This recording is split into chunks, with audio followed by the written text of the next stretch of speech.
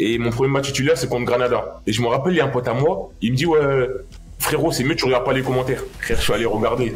Ah, j'étais au fond du car, je voulais pleurer.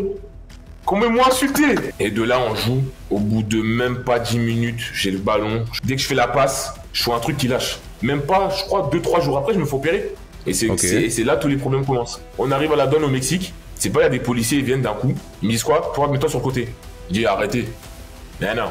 Si t'avais un mot pour me résumer les 2 ans à Gijón, ça serait quoi? Mental. Mental. Et pour moi, mental et Dieu. Salut l'équipe, très content de vous retrouver pour le 49e épisode du podcast. Aujourd'hui, on a un épisode très spécial avec un invité qui l'est encore plus, monsieur Axel Bamba. Axel a une histoire très étrange. Il fait ses débuts dans le monde pro très jeune, au Paris FC en Ligue 2, devient même capitaine de l'équipe au début de la vingtaine.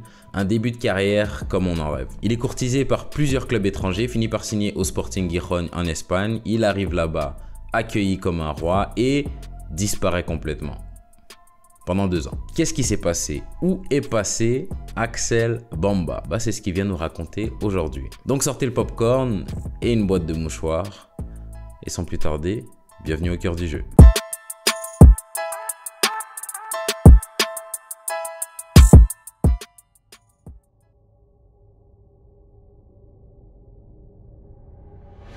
Allez, feu, on est parti. Axel Bamba, bienvenue au cœur du jeu. Merci. Est-ce que tu peux te présenter pour les quelques personnes qui peut-être te connaissent pas? Et puis, je prends le relais à partir de là. Axel Bamba, ivoirien, 99, joueur à l'AC Ajaccio depuis cette année. On a été mis en relation par Marco Issimi avec qui j'ai joué, qui est déjà passé dans le podcast. Il m'a dit, je lui ai demandé des questions pour toi, parce que moi j'ai fait mes recherches, etc. Il m'a proposé des questions, mais franchement, je lui ai dit, c'est là où je vois que poser des questions c'est un boulot. Il m'a posé des questions nulles. Ah ouais. Elles étaient nulles, je l'ai dit en public, j'ai pas de honte. Par contre, il m'a dit, dis-lui B2 de Ballard. Il m'a dit c'est B2 de Ballard. Non, ça c'est le petit surnom du quartier, ça. Enfin, depuis petit, c'est parce que Ballard c'est le quartier. Okay. Et B2 c'est mon petit surnom. Ok. B2 pour Bamba, parce qu'il y a 2 B dans Bamba. C'était un pote à moi qui m'avait donné ce surnom. Ok. On va revenir sur le début du parcours après. Ça m'intrigue particulièrement de savoir comment ton été il s'est passé. Est-ce que tu peux me parler un peu de comment tu fais ton retour en Ligue 2 à 25 ans, sachant que la Ligue 2 t'as commencé à y jouer quelques années déjà auparavant. Comment ce chapitre-là il s'est passé? Moi j'ai fait 2 ans en Espagne après avoir joué au Paris FC. J'ai fait 2 ans en Espagne et c'est pas bien passé. Dire la vérité, c'est pas bien passé. Pas passé comme je voulais. Et j'ai dû faire un retour en Ligue 2 avec l'AC Ajaccio qui a bien accepté de me prendre en essai pour voir, parce que j'avais quelques pépins physiques et pour voir si j'étais encore apte physiquement à pouvoir jouer. Okay. Ligue 2, et je pense que c'était un championnat que je connaissais déjà. Je connaissais à peu près la Ligue 2, je connaissais les gens. La plupart des gens à l'AC Ajaccio, il y avait des gens contre qui j'avais joué et avec qui j'avais joué. Et m'ont permis de pouvoir faire un essai et de signer à la CA, et j'ai tout de suite dit oui, et l'essai s'est bien passé et j'ai signé.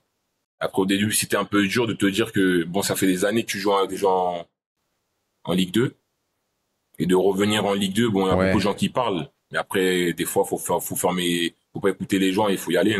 Et parce que j'ai envie de dire, revenir en Ligue 2, ça c'est une chose. Il y a des mecs qui font toute une carrière en Ligue 2, donc c'est pas non plus de dire, c'est pas non plus cracher sur la Ligue 2. Mais tu reviens, comme tu as dit, en faisant un essai. Ça, c'est comment de devoir, alors que tu as déjà joué au niveau, de devoir revenir à un niveau que tu connais déjà, où tu as déjà plus de 50 matchs, mais de devoir faire un essai pour limite prouver que t'as ce qu'il faut pour jouer à un niveau où tu as déjà prouvé. Ça, c'est comment comment tu l'acceptes, ça? Après, revenir en essai, hein, en fait, c'est surtout le mot essai. C'est l'essai qui est un peu, on va dire, choquant, entre parenthèses, parce que quand tout le monde, tu vois la notification, il y a marqué Axel Bamba vient faire un essai à l'AC Ajaccio. En fait, moi, ça me dérange pas personnellement. Mais tu sais, il y a toujours des poisons, il y a toujours des gens qui vont t'envoyer des messages, mais comment tu fais un essai? Mais pourquoi tu fais un essai? Mais non, mais ils sont sérieux ou quoi de te prendre un essai? Et c'est ça un peu qui peut te frustrer, tu vois. Mais après, en soi, j'ai fait 2 ans sans jouer. C'est-à-dire, pour qu'un club puisse me prendre comme ça, c'est pas facile, tu vois. Et de faire un essai, déjà, pour moi, c'est une bonne chose de pouvoir montrer que je suis encore apte à pouvoir jouer au football. Parce que pendant 2 ans, on m'a dit que le foot allait s'arrêter, tu vois. C'est-à-dire, c'est plus les gens qui te mettent Ok. des trucs dans la tête. Mais sinon, quoi, laisser un essai, ça me fait rien, tu vois. Faut toujours montrer tous les jours, dès Ok. que tu te réveilles, faut toujours prouver que t'es le meilleur. C'est comme ça. Ok, donc ouais, comme tu dis, l'essai, toi, tu l'acceptes bien, tu le vis bien, mais c'est plus on C'est va dire le l'entourage. regard des gens qui fait que ça fait un peu injure. Ouais, de base, je l'habite. Quand on fait les podcasts, tu vois, souvent on commence au début, on va à la fin. Là, je t'ai posé la question à savoir comment cet été-là il s'est passé, du coup, comment t'es arrivé à Ajaccio. Tu me dis que c'est en lien avec les 2 années avant, donc je pense on va mettre les pieds dedans direct. Ok. Ça va aider peut-être à mieux comprendre ouais, comment t'arrives à faire un essai aujourd'hui. Les 2 années d'avant, t'es en Espagne. C'est ça. T'es au Sporting Gijón. Je sais pas si je le dis bien, Gijón, mais ouais, dans ma Gijón. tête, c'est comme ça que je le dis. Surtout Gijón. Gijón. C'est parfait, c'est parfait. Je suis espagnol. Comment t'arrives du PFC au Sporting Gijón? On va commencer là. Bon, moi, j'arrive au Paris FC. En fait, moi, de base, je devais partir du Paris FC bien avant, on va dire. Tu vois, j'avais enchaîné quelques années en Ligue 2. Ok. Et depuis, j'avais eu pas mal de sollicitations avant ça. Et on va dire que même déjà avant de partir au Sporting de Gijón, j'avais eu déjà une blessure et qui avait un peu ralenti mon départ. Et ce qui a fait que bon, après Ok. on a dû attendre comment ça allait aller, si j'allais pouvoir reprendre mon niveau, retrouver des clubs. Et il y a c'était la fin du mercato. Attends, c'était en quelle année? C'était en fin 2021, l'année où où j'enchaîne sur la deuxième saison avec Thierry Loret Ok. au Paris FC. Et ben on va dire en gros c'était le Ok. bon moment de partir. Tu vois, sinon ça allait être une année de trop au Paris FC, une année de trop à Paris. Et bon, j'avais pas mal de sollicitations, mais le club qui était vraiment derrière moi, qui voulait vraiment que je vienne, qui était prêt à, on va dire, me donner tout ce que je voulais, et qui voulait vraiment, parce qu'il faut toujours que le directeur sportif soit d'accord, et le coach. Et c'était les deux, c'était vraiment le Sporting de Gijón qui était bon pour moi, Mhm. tu vois. Avec mon plan, mon style de jeu, avec mon Ok. style de jeu, mes caractéristiques, c'est mieux d'aller là-bas. L'équipe, je vous coupe 2 secondes, calmez-vous, je vais pas vous demander de vous abonner, mon petit doigt me dit que c'est déjà fait. Non, aujourd'hui c'est moi qui veux vous offrir quelque chose. Je vous annonce que je lance la newsletter au cœur du jeu pour partager avec vous des réflexions sur des choses que j'ai appris dans le podcast, vous donner des nouvelles et des actualités sur des joueurs qui sont passés dans le podcast, des conseils et bien plus encore. C'est gratuit et tout ce que vous avez à faire c'est de cliquer sur le lien que je vous ai mis dans la description et elle est à vous, c'est cadeau. Tant qu'on y est, abonnez-vous. Ok. J'ai une question pour toi parce que ça c'est le genre de truc que j'ai entendu souvent. Le problème, c'est que les Parisiens, si je peux me permettre, vous avez un peu ce truc où Paris, c'est le centre du monde. Nous, on vient pas de Paris et je vois pas du tout de quoi tu parles. Mais ce que tu me dis, je l'ai entendu plein de fois, hein, plein de gars me dire, vas-y, Paris, faut pas trop que je reste à Paris. Je retourne voir ma mère, mon père à Paris, mais jouer à Paris, impossible. Ouais. Et moi qui viens pas de Paris, je ne comprends pas. Pourquoi? Paris, ça va dans les deux sens. Quand tu joues à Paris, ça va dans les deux sens. C'est soit t'es concentré sur tes objectifs. Tu joues par exemple, on va dire, Ok. tu joues au Paris FC ou au PSG, t'es concentré. Tu fais que du football. Ou soit tu rentres dans la fame, tu rentres dans d'autres moods et tu peux te perdre. Tu vois, mais vraiment facilement. Ok, je vois. Vraiment Ok. facilement. Vraiment facilement. Ok. Ouais, ok. Là, ça rend le truc plus concret. Là, pour le coup, je vois, ok. Je vois comment on peut arriver à se dire, ok, ouais. Paris, faut que je m'en éloigne, sinon ça va m'aspirer. Ah. Donc, quand t'as grandi à Paris, tu sais tout, tu vois tout. Ouais. Et t'es au courant de tout. Ok. Donc, faut changer d'air, arriver à un moment. C'est ça. Et quand t'arrives à Gijón, comment ce club-là vient te chercher et comment ça se passe? Comment ce club-là vient te chercher et quand t'apprends que tu vas à Gijón, qu'est-ce qu'il y a dans ta tête à ce moment-là? C'est quoi la suite pour toi? En fait, au début, moi, de base, je comptais pas aller là-bas du tout. Ma première idée, c'était d'aller à Zurich. J'avais Zurich sur moi. Ok. À ce moment-là, Zurich, Ok. ils allaient jouer la Ligue des Champions. Et je voulais grave aller à Zurich parce que mon père, il a joué à Zurich parce que mon père, il avait joué au foot. Et il avait joué à Zurich. Et je voulais grave aller à Zurich, tu vois, parce que je voulais, je sais pas, la Suisse, j'aime bien et tout. Et ça s'est pas passé comme prévu parce qu'il devait faire partir un défenseur. Et au final, il est pas parti. Et il y avait Riron qui s'était positionné depuis un moment. Et mon agent, il regardait pas forcément là-bas, tu vois. Il regardait pas forcément là-bas. Et j'avais aussi Göztepe en Turquie. Et Ok. bon, moi, ça me disait, bon, la Turquie, c'est un gros club quand même, Göztepe. Franchement, c'est un gros club, mais moi, ça me disait pas tout de suite. Je me sentais pas prêt à aller Hmm. en Turquie, même si mon père aussi l'avait joué en Turquie. Mais je me sentais pas prêt d'aller en Turquie. Et bon, je me rappelle comment c'est passé à Riron. J'étais à la maison. Non, j'étais au quartier, pardon. Au début, j'étais à la maison. Et je suis parti au quartier, j'étais posé avec mes amis. Et j'étais un peu dans le mou. J'étais un peu mou. Et parce que je savais pas où j'allais partir, je savais pas ce que j'allais faire. C'était soit je restais au Paris FC et cherchais à prolonger, ou c'est soit je partais et j'allais voir ailleurs, tu vois. Et de là, il y a mon agent qui m'appelle. Mais tard le soir un peu, tu vois, parce que j'avais j'avais repos ce jour-là. Et il m'appelle et il me dit, ouais, je t'envoie, il y a un club qui est grave intéressé. Je t'envoie le club. Je dis, ok, bon, vas-y, moi je regardais, j'étais dans un sale mood. C'est-à-dire, tu pouvais me parler de je sais pas quoi, j'étais dans un mauvais mood parce que Zurich, Ouais. c'était pas bien passé, tu vois. C'est-à-dire, Ok. je regarde et je vais sur Instagram, tu vois. Il m'envoie le lien Instagram. J'ai même pas regardé le club, il m'a juste envoyé la photo des supporters. Tu vois, juste la photo des supporters, j'ai vu le stade, Hmm. il était plein. Et t'as vu le Un stade craqué. plein? Ouais. J'ai vu le stade, il était plein. J'ai envoyé tout de suite, j'ai fait quoi? Transfert, c'était sur WhatsApp. J'ai fait transfert comment ça s'appelle? De discussion à ma mère. J'ai transféré. Ouais. Ma mère, elle m'a appelé directement, elle m'a dit, c'est quoi ce club? C'était incroyable. J'ai vu Hmm. juste des photos. Je savais pas c'était quoi le club en vrai. Je connaissais pas trop. J'avais entendu parler. Mais je connaissais pas, voilà, tu vois, je connaissais pas 100%. Je connaissais pas le club, Ok. comme les Espagnols ils connaissent, tu vois. Et je voyais c'était quel club. Mais quand j'ai vu juste les supporters, j'ai dit non, je vais aller là-bas. J'ai dit moi je vais là-bas, moi je veux Ok. rien savoir, je vais là-bas. Ça t'a parlé direct. Ça veut dire le lendemain, j'ai eu le directeur sportif au téléphone. J'ai eu le directeur sportif au téléphone, il m'a fait comprendre que eux ils me voulaient, que le coach il me voulait, que tout le monde me voulait. Il m'a expliqué le projet, comment ils allaient m'utiliser. Et après c'est fait. Puis ça m'étonne que Giron, ça t'ait pas parlé. Bon, moi, je suis un ex-gamer. Ça veut dire que des carrières à FIFA, j'en ai fait dans tous les pays. Donc, Giron, je connais. Ça me parle. Et comme je te disais Ouais. avant, c'est un club même qui a fait de la Liga. Quand t'arrives là-bas, c'est quoi tes premières impressions du club? Bah déjà, déjà on arrive à l'aéroport avec mes agents. On arrive à l'aéroport, ils viennent nous chercher à l'aéroport et j'arrive pour aller déposer, tu sais, ma valise à l'hôtel.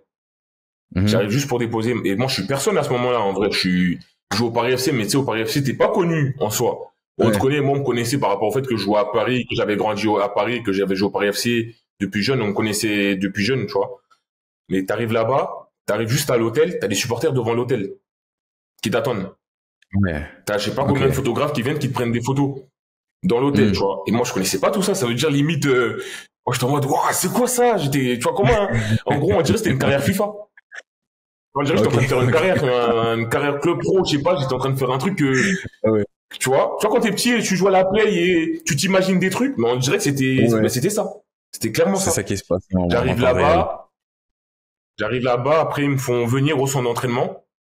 Frère, je vois le centre d'entraînement. Incroyable.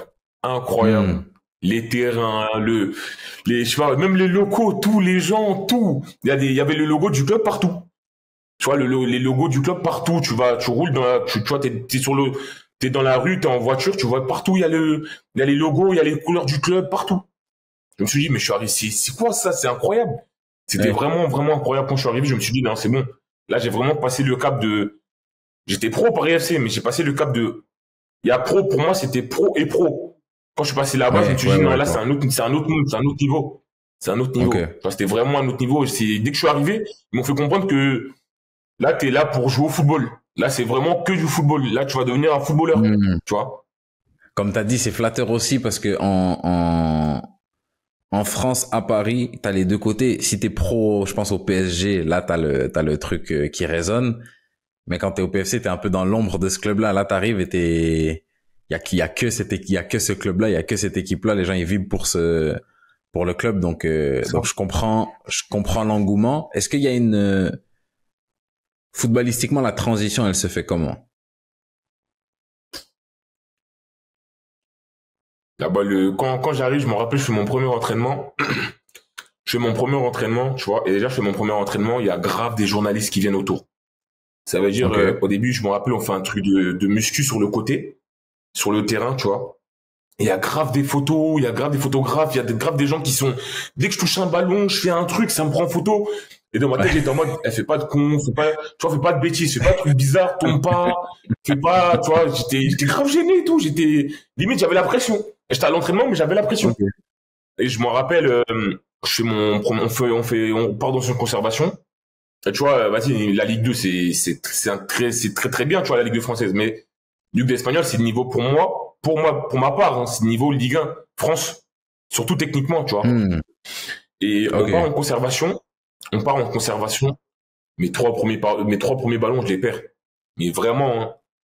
Et t'as vu, mais c'est des ballons que je pense que au Paris FC ou dans un autre club en Ligue 2, je les perds pas. Mais Ok. là-bas, je les perds. Tu vois, là-bas, mes trois premiers ballons, je les perds. Et t'as tout le monde qui me regarde en mode, ce qu'il a recruté, lui, tu vois. Et là, tout de suite, t'es déjà sous pression parce que tu vois déjà, il y a les photographes dehors avec les journalistes et plus l'équipe, plus les joueurs, tu vois.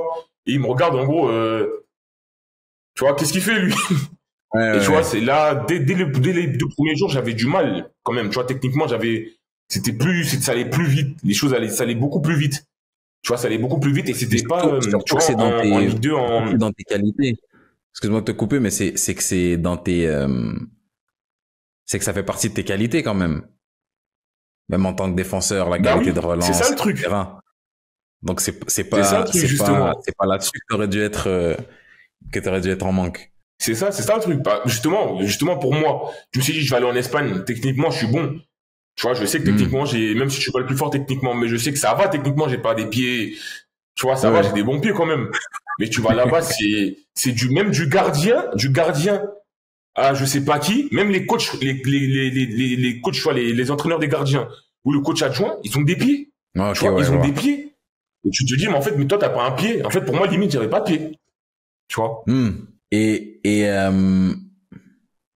avant que tu avances sur comment la transition elle s'est faite pour toi, genre si tu devais comparer, tu sais, le foot français au foot espagnol, et puis là tu peux puiser dans les expériences que tu as eues sur les 2 années que tu passes là-bas, et après on ira dans qu'est-ce qui s'est passé dans ces 2 années-là. Moi, pour moi, la différence ce que j'ai à souligner là-bas, c'est tactiquement. Ok. Tactiquement, là-bas, c'est trop. On fait de la vidéo, tout le temps de la vidéo, de la vidéo, de la vidéo, de la vidéo. Tactiquement, on travaille tout le temps tactiquement. Limite, le match limite arrive en séance le lundi. Tu sais déjà c'est qui ton adversaire dès le lundi, alors que le match c'est le samedi. Tu sais déjà c'est quoi son pied, c'est tout. Ok. Tactiquement, c'est trop. Ils sont vraiment justes, tu vois. Tu vois, là-bas, c'était surtout niveau. En fait, il y a beaucoup de choses qui changent parce que en France, on va dire au niveau Ligue 2, c'est le combat. Tu vois, c'est le combat. C'est le combat. Faut avoir la niaque, la dalle. Faut rien lâcher. Là-bas aussi, tu vois.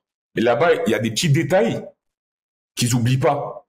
Tu vois. Il y a des petits détails là-bas qu'ils oublient pas parce que là-bas, le foot, on va dire, si tactiquement t'es pas prêt, mais tu peux faire perdre ton équipe. Tu vois.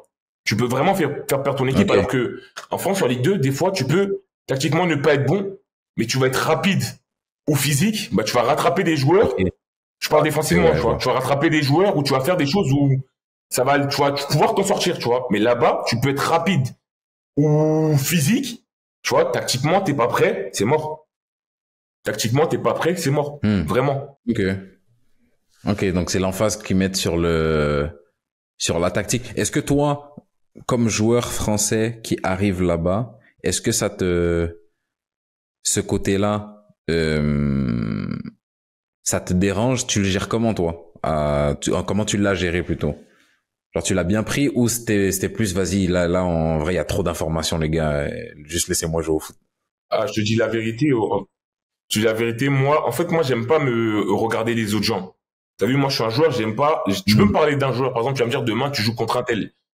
Mais je vais pas aller regarder c'est quoi ses dribbles, c'est quoi ses qualités. En gros, pour moi, demain, par exemple, demain, il peut jouer contre un joueur, il va jouer comme ça. et le week-end d'après, ça se trouve, il va changer son style de jeu, il va le modifier. Et moi, je suis pas, en fait, moi, je joue à l'instinct. Je suis pas une personne, je vais aller regarder, oh, mais il a fait cette course-là, mais il fait ces courses-là, mais il est comme ci, il est comme ça. Mais en fait, au début, j'étais comme ça, et on va dire, mes 2 premiers matchs, j'ai vu que c'était important, en fait.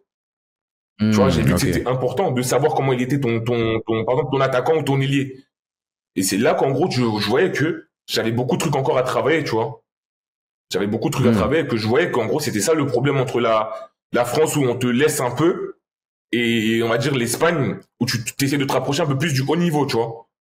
Et c'est sur ça que j'ai vu que j'avais vraiment des lacunes, tu vois. Ok, ouais, mais c'est chaud même de se dire que parce que tu sors de formation en France et t'arrives en Espagne, je peux comprendre la marche, mais t'as fait tes saisons au niveau professionnel en France et t'arrives au même niveau, deuxième division en Espagne et genre tu sens la différence sur ce côté-là. Tu sens le niveau, bah oui, bien sûr. C'est choquant quand même. Et sinon on rentre dans le concret, dans l'histoire. Si t'avais un mot pour me résumer les 2 ans à Gijón, ça serait quoi?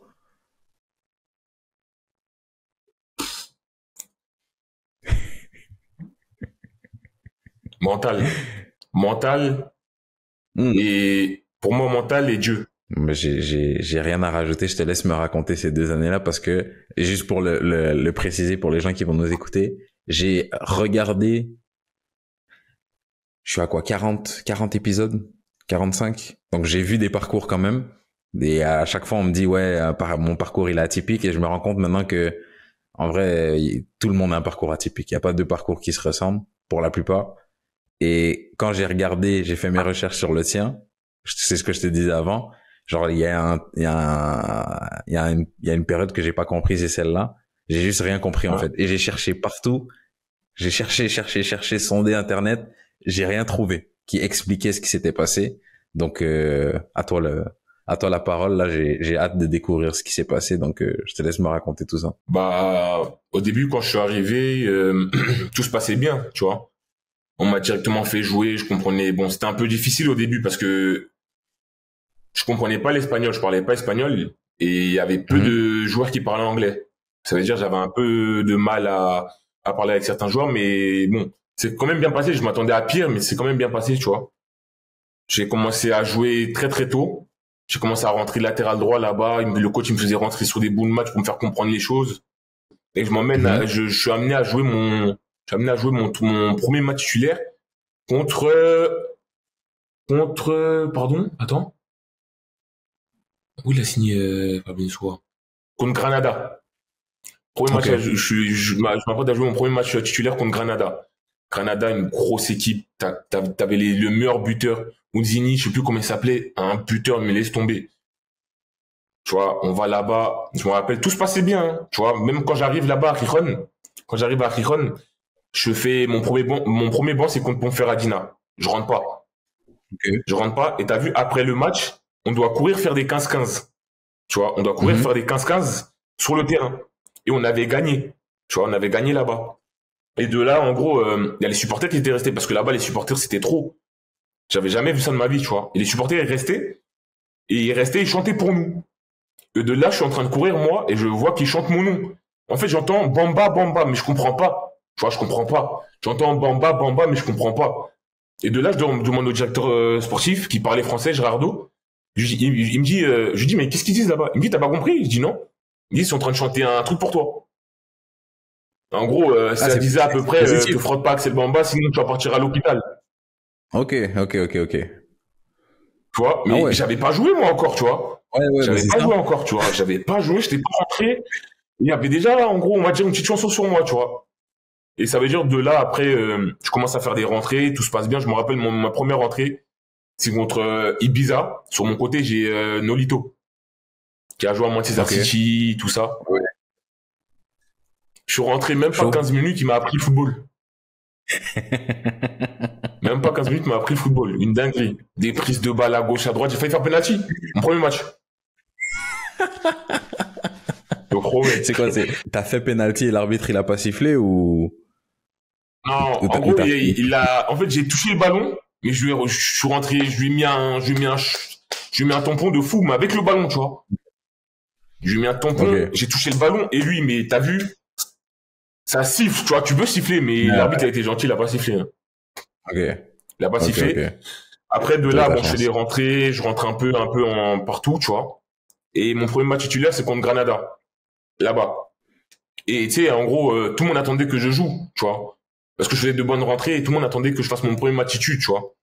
Je joue contre Granada, bon, on va dire, je fais un bon match, tu vois. Dans la relance, dans les interceptions, je fais un bon match. Mais tu peux pas dire que tu fais un bon match parce que t'en prends 4. Tu vois, t'en prends 4, tu prends 4-0 contre Granada.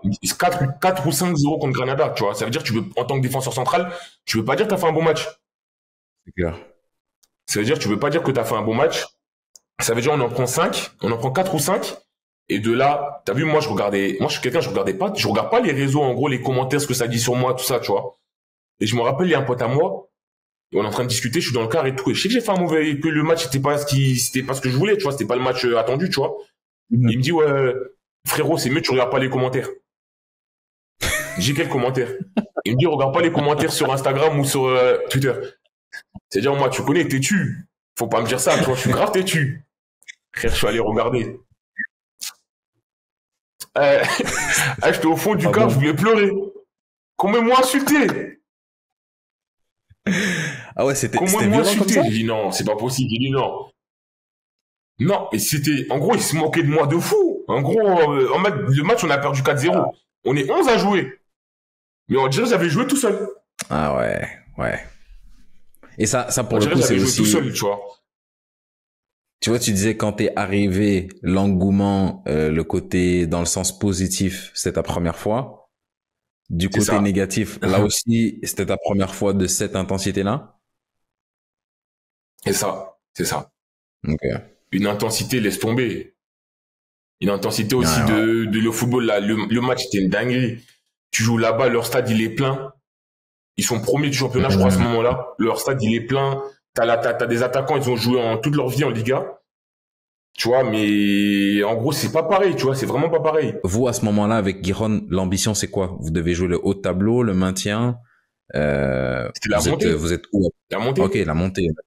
Ouais, donc 5-0 contre la montée. Les premiers. La montée, ça avait recruté. C'est ça. Tu recrutes un joueur comme Cali Izquierdoz, capitaine de toute sa vie au Boca Junior.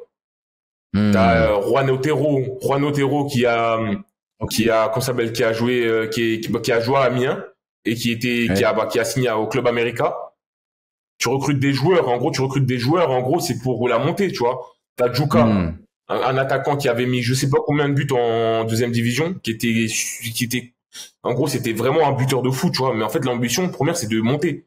Tu vois, t'as Pablo Insua, un défenseur central aussi, qui venait de Schalke. Tu vois, l'ambition, c'était de monter. C'était vraiment de monter, tu vois. L'ambition, c'est de monter. Ok. Donc ouais, quand on arrive à ce match-là où tu te prends une raclée contre les premiers chez eux, même si c'est chez eux, pour ton premier match, eux, ils ont dit, allez, celle-là, elle est pour Bamba. C'est ça. En gros, ils ont tout mis sur moi parce que, en vrai, le match d'avant, on avait gagné, tu vois. Le match d'avant, on avait gagné, ou je sais plus, on avait fait match nul, mais on avait gagné. Et le coach, en gros, en fait, le but, c'était de me faire jouer, en gros. Tu vois, je n'ai pas pour m'asseoir sur le banc, regarder. Le but, c'est de me faire jouer, mais je pense que j'ai joué trop tôt. Parce que je comprenais pas l'espagnol. C'est-à-dire, des fois, on me parlait, on me disait à gauche, à droite, je comprenais pas. Derecha, izquierda, on me parlait, je disais, mais qu'est-ce qu'il me raconte? Je comprenais pas, tu vois, je les regardais. J'avais des yeux, tu vois, quand t'as des yeux comme ça, et tu sais pas ce qu'on te dit. Tu vois, je les regardais, je comprenais rien, tu vois, on me parlait, je comprenais rien. Et, tu vois, après, je prends la vague d'insultes, soit sur les réseaux. Et de là, je pars un peu, en gros, dans le mou, tu vois. Le coach qui est passé de me faire rentrer, elle me fait plus trop rentrer. Tu vois. Et en gros, ça m'avait un peu refroidi, tu vois. Bon, j'étais pas triste ou en dépression, un truc comme ça.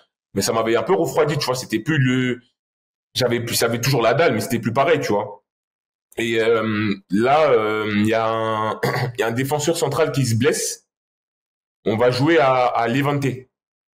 Tu vois. Okay. Il y a un défenseur central qui se blesse, on va jouer à Levante. Pablo Insua, tu vois, le défenseur central qui venait de Schalke, il s'était blessé, tu vois. On va jouer à Levante. Grosse équipe aussi. Devant, t'avais un attaquant, il faisait 2 mètres, il était costaud, il s'appelait Bulgini. J'ai jamais vu un gars aussi costaud. Tu vois, moi, je suis costaud pourtant, hein, mais 2 fois plus costaud que moi. Il te lève son pied, il est souple et tout, tu vois, il saute archi haut. Et je me rappelle, en gros, je me suis dit à lui, je vais montrer à tout le monde qu'en gros, j'ai ma place ici, tu vois, qu'en gros, je mérite d'être ici, que j'ai pas fait tout ça pour rien, tu vois. On va jouer à l'éventé. Bon, malheureusement, on perd, mais je te fais un gros match, tu vois. On perd 1-0, mais je te fais un gros match, tu vois. Ça parle de moi, quel bon match de Bamba. Et ça veut dire après, en fait, on a enchaîné une semaine à 3 matchs. Tu vois, on a enchaîné une semaine, Ok. tu vois, les semaines où tu joues, où t'enchaînes les matchs. Et juste après, on recevait à la maison Albacete. Tu vois, une équipe chiante à jouer, tu vois, qui joue pas le haut tableau, qui joue pas le bas tableau, mais une équipe qui est plutôt chiante à jouer, tu vois. Ouais. On joue contre eux et je suis titu. Et de là, on joue. Au bout de même pas 10 minutes, j'ai le ballon, je fais une prise de balle, j'avance. Je veux casser une ligne. Dès que je fais la passe, je vois un truc qui lâche. Tu vois, je vois un truc qui lâche d'un coup. Tu vois, un truc, je sens qu'en gros, il y a un truc qui a lâché, tu vois, dans ma cuisse. Ok. Et ça veut dire, en gros, sur le moment même, je me rappelle, je tombe pas. Parce que j'étais tellement, en gros, j'étais chaud, j'étais dans le truc. J'ai senti le truc, mais j'ai continué à jouer. Et je me rappelle, même pas 2 secondes après, sur l'action, on marque. Et je reste par terre. Ok. Et je reste par terre. On marque. Je reste par terre. Et de là, il y a le doc qui rentre sur le terrain. Tu vois, le doc qui rentre sur le terrain. Et il vient. Et tu vois, on a un ligament juste derrière le genou. Tu vois, même quand tu le touches, tu le sens, le ligament. Ouais. Tu vois. Et moi, tu le touchais, il y avait plus rien. Il y avait un trou dans ma cuisse. Tu vois, il y avait un trou, mais vraiment un trou. En gros, normalement, tu peux pas jouer normalement, tu vois, avec ça. Tu peux pas jouer. Et tellement j'avais la dalle, mais j'ai continué à jouer. J'ai fini la mi-temps.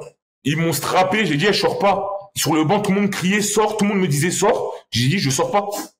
J'ai dit, je sors pas. Je sais pas si, je sais pas. Okay. On va dire Dieu merci que c'était la mi-temps après, parce que moi, si ça comptait qu'à moi, je sortais pas.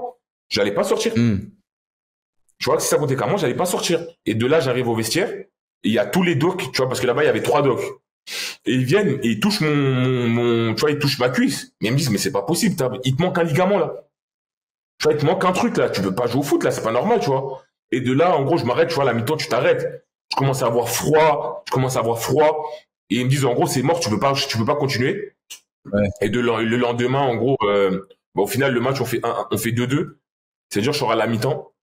Et le lendemain, t'as entraînement. Et je vais voir le doc. Et je vais faire une écho. Tu vois, je vais faire l'écho. Et ils me disent qu'en gros, mon ischio, le ligament, il a pété. Et à ce moment-là, parce qu'encore, bon, moi, je suis un expert des lésions ischio. Élongation, tu peux avoir contracture, élongation, déchirure. Dépendamment du degré, tu sais combien de temps tu vas être arrêté. Là, quand on te dit, si t'as un ligament qui a lâché, là, c'est long. Tu viens d'arriver, c'est ta première saison à Gijón. T'es encore dans cette période d'adaptation, t'es à essayer de prouver chaque match, etc. Je pense que ça fait partie aussi de ça. Quand tu te dis je veux pas sortir, c'est aussi pour cette raison-là, en mode non, je veux pas. Exactement. Si je sors, c'est que je suis mort. Il y a personne c'est pas moi qui vais demander à sortir. Quand on te dit que t'as ça, est-ce que déjà quand on te parle de la blessure, tu sais que c'est une vraie blessure sérieuse? Comment première question, est-ce que tu sais que c'est une vraie blessure sérieuse? Et deuxième question, à partir du moment où tu sais ça, qu'est-ce qui se passe dans ta tête? Moi, je m'étais déjà blessé une fois par UFC, il m'avait déjà opéré. Tu vois, je m'étais déjà fait une déchirure.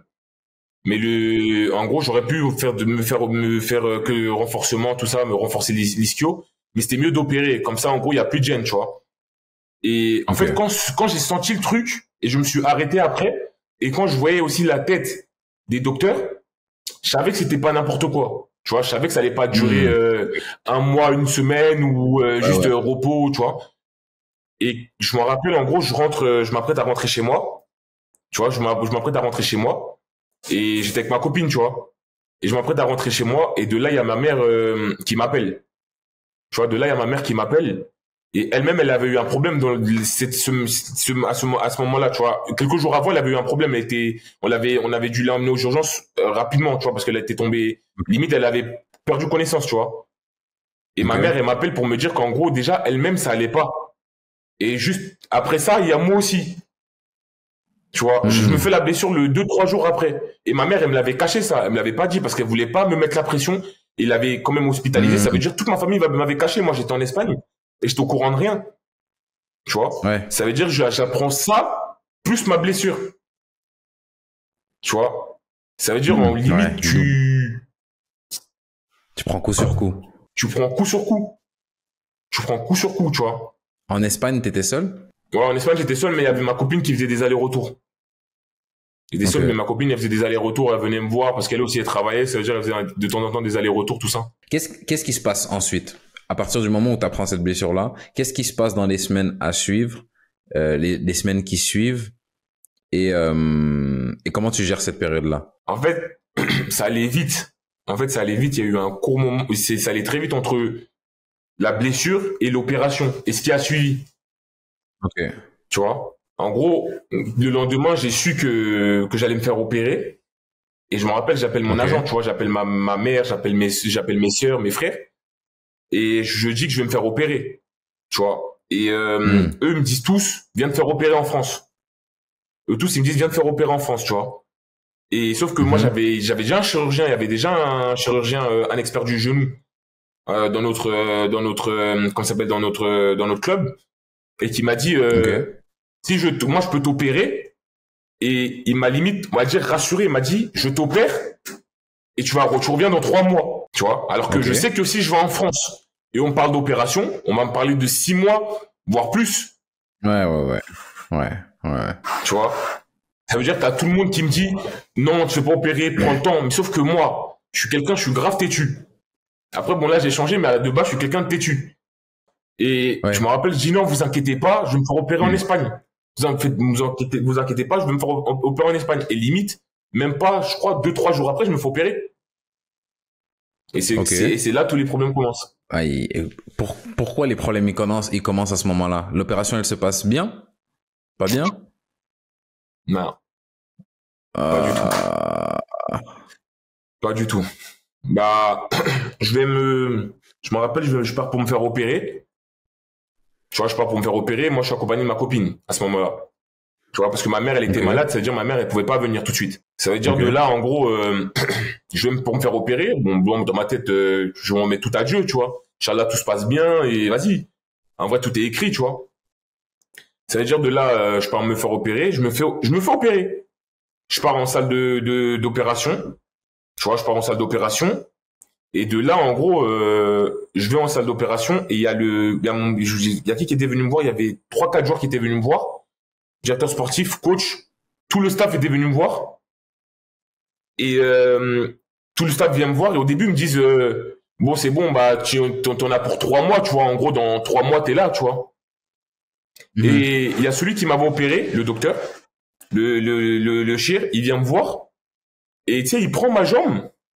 Et il essaie de la bouger. Tu vois, il essaie de bouger ma jambe. C'est-à-dire, je bouge ma jambe, tout ça, et il essaie de me faire des guilis. Pour voir, en gros, si je réagis. Et mes doigts de pied, ils bougent pas. Mes doigts de pied, ils bougent pas. Et c'est comme si, en gros, il me touchait. Et des fois, je parlais avec ma copine, mais il me touchait, mais je sentais pas qu'il me touchait. Tu vois? C'est-à-dire, en gros, il parle en espagnol, et moi, je comprends pas espagnol. C'est-à-dire, de là, en gros... Et là, on parle bien on parle bien de après l'opération. Après l'opération, tu vois. Après l'opération, ça veut dire que là, ils commencent à parler en espagnol, tu vois. Ils se disent des trucs, mais moi, je comprends pas l'espagnol à ce moment-là, tu vois. C'est-à-dire, ma copine, elle me regarde, elle trouve ça bizarre. Et il y a le médecin qui dit, non, mais c'est normal que ton pied, il bouge pas. Si d'ici là, il bouge pas, on va trouver une solution, tout ça. Je dis, bon, moi, je dis, bah, allez-y, tranquille, en gros, peut-être, je sais pas, c'est normal, c'est dans le processus. En gros, tu sais, peut-être c'est normal, tu vois, je me pose pas plus de questions que ça. De là, ils viennent me chercher 1 heure après. Ils me disent, ouais, tu dois repartir en salle, en bloc opératoire. Et? Je dois repartir en bloc opératoire. Je dis, moi, je comprends pas, tu vois. Je les regarde, en gros,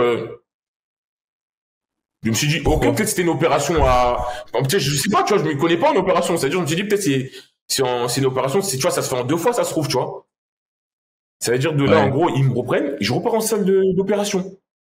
Je repars au bloc opératoire, tout ça, je me refais opérer, et je reviens, et là, je suis encore plus dans le gaz, parce que tu sais, après une opération, t'es dans le gaz, tu vois. Avec le gaz qui te met, tout ça, c'est-à-dire que t'es dans le gaz, tu vois. Et de là, je viens, et je rentre dans la chambre, et d'un coup, il y a le directeur sportif, comment ça s'appelle, il y a ma copine, il y a le directeur sportif, et il y a un autre qui est un peu en dessous du directeur sportif, il me regarde avec des têtes, en gros, bizarres. Ok.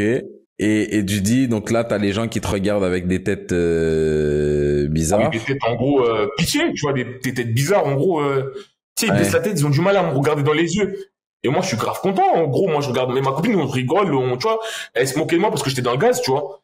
C'est-à-dire, je comprends pas, et de là, il y a le directeur sportif qui me dit, Axel, on est désolé, mais ça va être une fin de saison. On n'est pas en novembre, ouais, on est même fin pas, novembre, juste, non? ouais, c'est ça, à peu près, novembre, ouais. C'est ça. Ouais, à ce moment-là, ouais.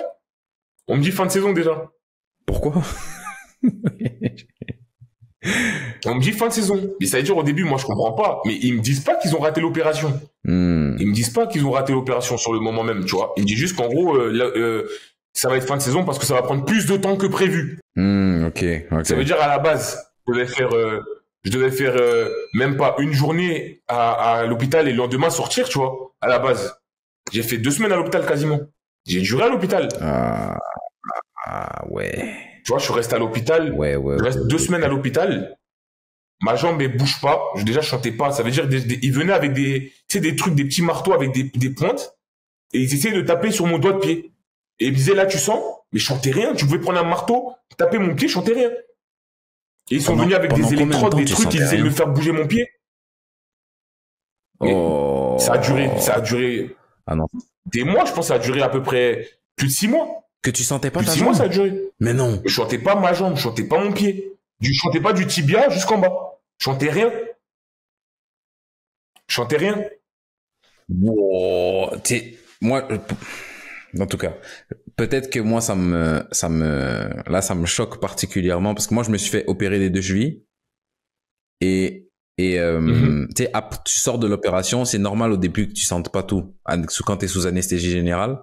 Ouais, bah oui. Et je me rappelle que même, tu sais, ça dure quelques heures, ça dure peut-être 2-3 heures après, tu commences à sentir. Et je me rappelle que les 2 fois, quand on me touchait le pied juste après et que je pouvais pas bouger, à chaque fois, ça me faisait trop flipper. Et genre pendant, tu sais, parce que tu te dis, on m'a dit que d'ici 2-3 heures, ça allait aller, mais en ce moment, je sens pas mon pied et ça, c'est pas normal. Ça me fait peur. Imagine, je reste bloqué comme ça. Et je sais que pendant les 2 heures, je flippe.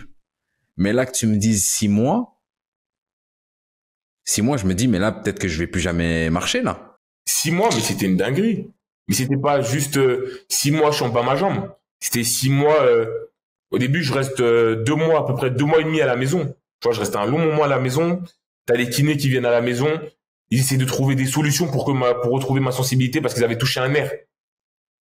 Et qui faisait qu'en gros, je chantais plus je chantais plus rien, tu vois. Et moi, ils m'avaient pas dit. Tu vois, moi, on m'avait rien dit, moi. Moi, on me disait juste, en gros, c'était l'opération. Ça veut dire, sur le moment, je voyais qu'ils faisaient des trucs, mais qui avaient rien à voir avec l'opération, tu vois. On venait, on touchait ma jambe, on mettait des électrodes, ils venaient même à domicile. Ils venaient à domicile et je comprenais rien, tu vois. Et d'ici là, tu vois, quelques temps sont passés et ma mère, elle allait mieux. Ça veut dire, ma mère, elle a décidé de venir. Avec ma tante. Ils sont venus me voir comment ça s'appelle, à Ron. Ils ont parlé avec le médecin. Ils ont parlé avec les médecins et qui a avoué qu'en gros, ils avaient raté mon opération. Au fond de moi, je le savais. Tu vois, au fond de moi, je le savais. Mais personne ne me le disait. Tu vois, moi, je le savais, mais j'avais du mal à y croire, tu vois. Je pouvais pas me dire non, ils ont raté mon opération. Dans ma tête, c'était impossible, tu vois. Mais la seule personne qui pouvait venir me voir, me regarder dans les yeux et me dire un truc comme ça, c'était que ma mère. Ma mère ou ma tante. Tu vois, ma tante que je considère comme ma mère. C'était les seules 2 personnes qui pouvaient venir me voir et me dire, Axel, ils ont raté ton opération. Et ma mère qui vient, ils ont parlé, et ma mère qui vient et qui me dit, Axel, En gros, elle me regarde dans les yeux, ils ont raté ton opération. Et là, je lâche tout.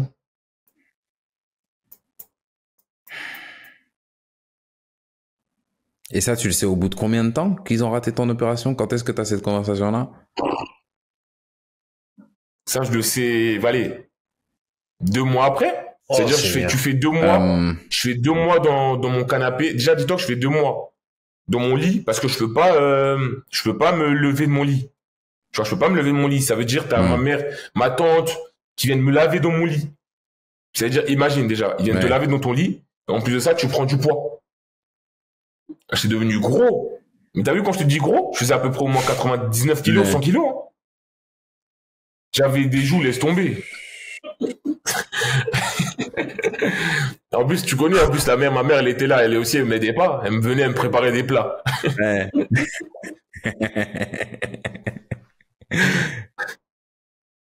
et elle est difficile cette conversation-là? Avec ma mère? Ouais.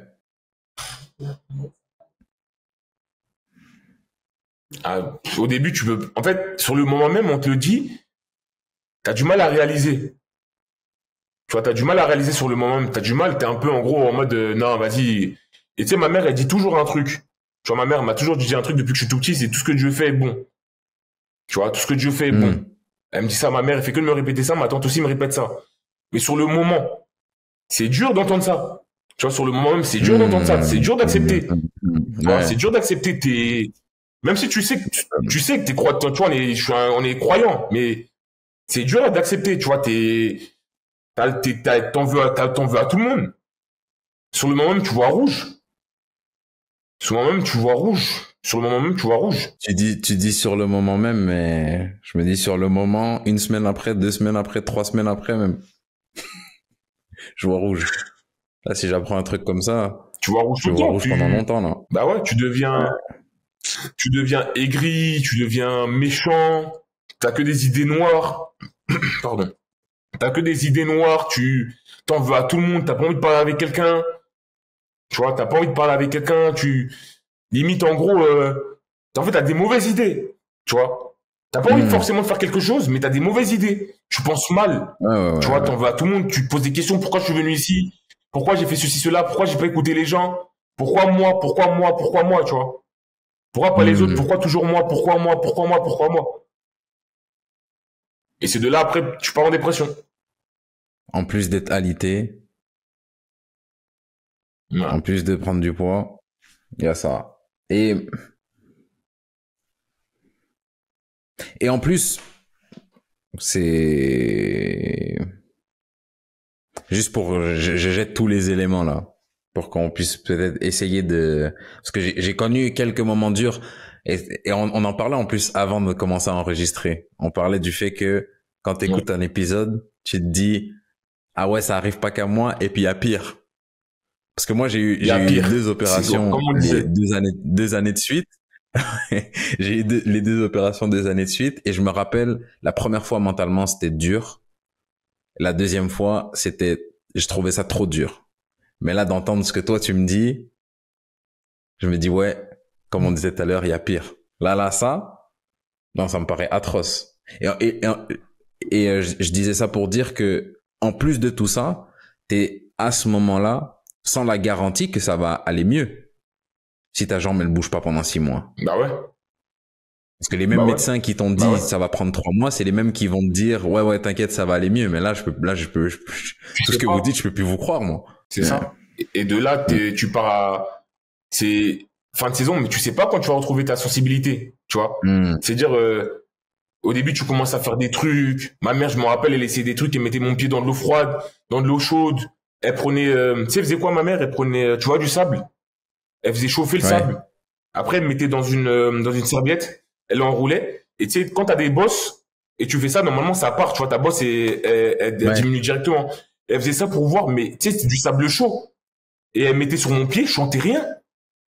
Mais du sable, en gros, brûlant. Et quand elle mettait sur ma main, je criais. Mais elle mettait sur mon pied, je chantais pas. Je sentais rien. Donc on tentait des choses, elle massait, on faisait des trucs. Et aussi, il m'aidait. Mais il y avait rien. Après, bon, en gros, moi, je savais il y avait un autre médecin que j'avais vu, il m'avait dit que ça allait être avec le temps. Tu vois, il m'a dit Ok. ça allait être avec le temps, mais il m'avait dit, à tout moment aussi, tu pourras pas reprendre le football. Il m'avait dit, Oh là là. il m'avait dit la vérité. En gros, lui était venu, il m'avait dit des trucs qu'il devait pas me dire, tu vois. Mais le médecin, à la base, il y a des trucs qu'il devait pas me dire. Il est venu, il me l'a dit, tu vois. Ouais. Et comme t'es alité, t'es obligé de, et puis que t'es sous contrat avec eux, je sais pas comment ça fonctionne, mais tu dois rester en Espagne Ça veut dire, en fait, moi, je toute dois cette rester. période-là? En fait, eux, ouais, eux, je pouvais demander à partir en France, tout ça, tu vois, faire des tours. En gros, aller, même partir en Mhm. vacances. Mais parce qu'en ce moment-là, ils me retirent, on va dire, ils me retirent ma licence. Parce que, en Espagne, c'est ça, c'est comme ça, tu vois, quand en fait, il y a un groupe, je sais plus c'est quoi le nombre de joueurs qui peuvent mettre en gros en gros pour le championnat. C'est comme on va dire entre parenthèses en Ligue des Champions, tu vois, il y a un Ok. nombre de joueurs que tu dois inscrire Ok, sur la ouais, liste, ouais. tu vois. Et moi, je suis en Ouais, je fin de vois. saison, tu vois. Ça veut dire de là, ils font quoi? Bah, ils me retirent. Tu vois, ils me retirent, ça veut dire que j'existe plus dans l'équipe. Mhm. Ils recrutent un autre défenseur, ça veut dire que j'existe plus. C'est-à-dire là, tu sais qu'en gros, là, c'est mort cette saison. Tu sais que cette saison, c'est mort. En gros, toi, Mhm. off. Et t'as tout le monde qui est dans le flou. Parce qu'il y a tout le monde qui est dans le flou. Des supporters, des gens qui disent, mais Axel, il devait revenir dans 3 mois. Mais pourquoi il est pas là? Mais il est où Axel Bamba? Parce qu'on ne voit plus sur les Mhm. photos Axel Bamba, on ne voit plus sur Instagram Axel Bamba. On ne voit plus poster que le club le poste Axel Bamba. On ne voit plus. On ne sait pas il est où Axel. Parce qu'Axel aussi, il vient pas voir les matchs. C'est-à-dire, il est où Axel? Il y a tout le monde qui se pose des questions. Tu vois? Mhm. Et eux, Ok. ils avaient Et rien est-ce que mis, tu vois. Eux, ils avaient pas mis sur les réseaux. Je recevais que des messages t'es où? En gros, dans les commentaires, tu voyais les que gens ils des savaient juste messages. pas? Mais il est où Axel? Il est où Bamba? En gros, il disait Donde está Bamba? Il est où Bamba? Mhm. Il est où Bamba? Il est où Bamba? Il y avait, dans chaque commentaire, dès qu'il y Ok. avait un truc, il y avait il est où Bamba? Je recevais que des messages. Je recevais que des messages, des appels, des gens. Des fois, je croisais aussi les supporters. Mais ils me disaient, mais des fois, ça m'arrivait de sortir, des fois, vite fait, aller m'aérer, Ouais. m'asseoir dehors, tu vois, en boitant. Et je croisais des supporters, mais qu'est-ce qu'il y a? Et je disais rien, moi. Je disais non, en gros, bah, ils voyaient ma jambe, tu vois, ça veut dire, ils disaient, ah, t'es encore blessé? Ouais. Mais il nous avait dit que t'allais revenir plus tôt. Mais ceci, cela, tu vois. Tout Mhm. le monde était dans le flou. Même mes coéquipiers savaient pas quand je revenais. Ouais, je sais pas, après, même le doc, il savait pas quand t'allais revenir, donc donner une réponse aux gens, c'est Ah, bizarre. bah ouais. Et ils l'ont viré, lui, après ça. Ah, tu m'étonnes. Et Ils du l'ont coup, viré. quand est-ce que tu commences à voir la lumière au bout du tunnel? À la lumière, j'ai pris du temps, là. À la lumière, j'ai pris du temps, hein. Alors là, la lumière, elle était... En fait, le truc, c'était... Avant, en fait, surtout, tout ça, c'était quoi? C'était de pas recevoir de messages de certains proches. Tu vois? Hmm. C'était surtout ça, le truc qui m'a vraiment fait mal. Tu vois? Ok. Tu passes de Axel Bamba, joueur de Ligue 2, connu par tout le monde qui le connaît, à B2 de Ballard, comme t'as dit au tout début, à Hmm. personne. En gros, personne t'envoie de message. Qui te cherche, à part tes parents? Qui veut savoir si tu vas Hmm. bien? Personne. Personne t'envoie de message. Il est où Axel? Personne ne veut savoir. En fait, les gens, ils pensaient juste qu'en gros, en Espagne, ça se passait mal. En gros, je jouais pas, j'étais pas dans le groupe. Mais personne cherchait à savoir qu'est-ce qui se passait. Hmm. Est-ce que cette période-là, là, cette réalisation-là, que le fait que, bah, quand ça se passe mal pour toi, que t'es loin des gens, bah, à part t'es très proche, ta famille, etc., là, bah, tu comptes pas pour la plupart des gens. Est-ce que ça a affecté ta manière de faire les choses une fois que les choses ont commencé à mieux aller? En gros, tu sais, moi, j'ai grandi dans un quartier, tu vois. J'ai grandi avec une mentalité où c'était, entre parenthèses, on se serre tous les coudes. Tu vois, quand il y en a un qui va pas bien, on Hmm. est tous ensemble. Tu vois. Et il y a beaucoup de gens, des fois, qui me disaient, tu vois, quand t'es petit, t'écoutes pas des fois quand les grands, ils te parlent. Tu vois, quand les grandes personnes, elles te parlent, des fois, t'as du mal à écouter. Et on te dit, ouais, tu verras quand ça se passera mal, qui seront tes vrais gars.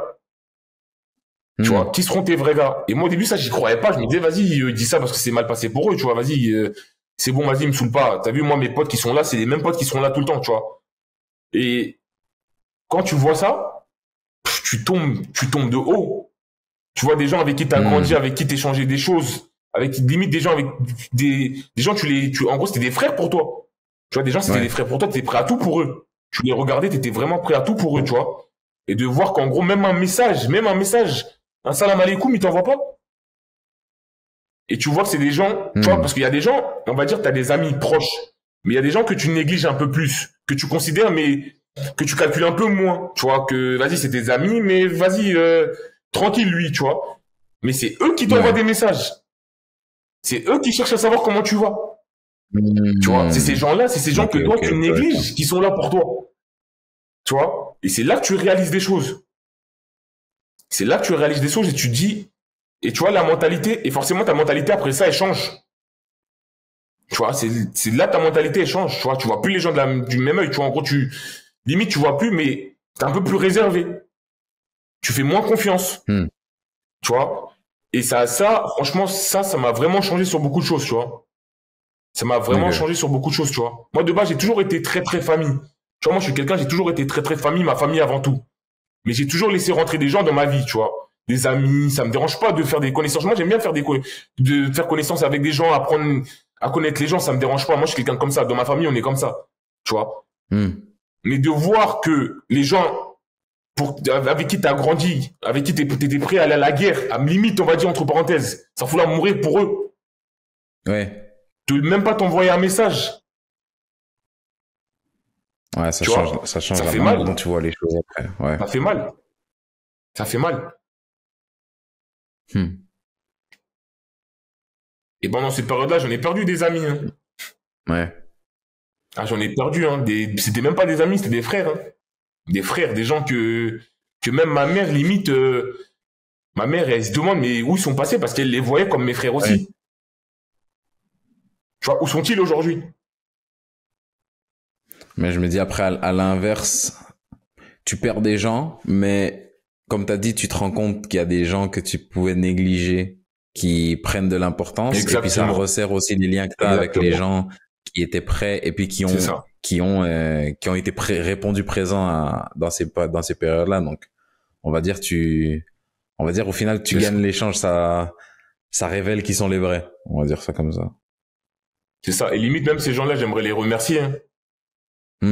Limite, ces gens-là, s'il y en a qui m'écoutent, j'aimerais les remercier. Parce qu'il y en a sur qui je comptais même pas, que je calculais pas, à qui limite j'ai tourné le dos, mais qui étaient là dès le début et qui sont là aujourd'hui, encore, à m'envoyer des messages, à savoir comment je vais. C'est pas ceux qui me demandent des maillots, des ceci, de cela, eux me demandent rien, mais ils sont là. Tu vois. Et c'était eux que je négligeais, j'aimerais m'excuser, tu vois. Et ça, c'est un truc, c'était pas au menu, là, mais ça me fait penser.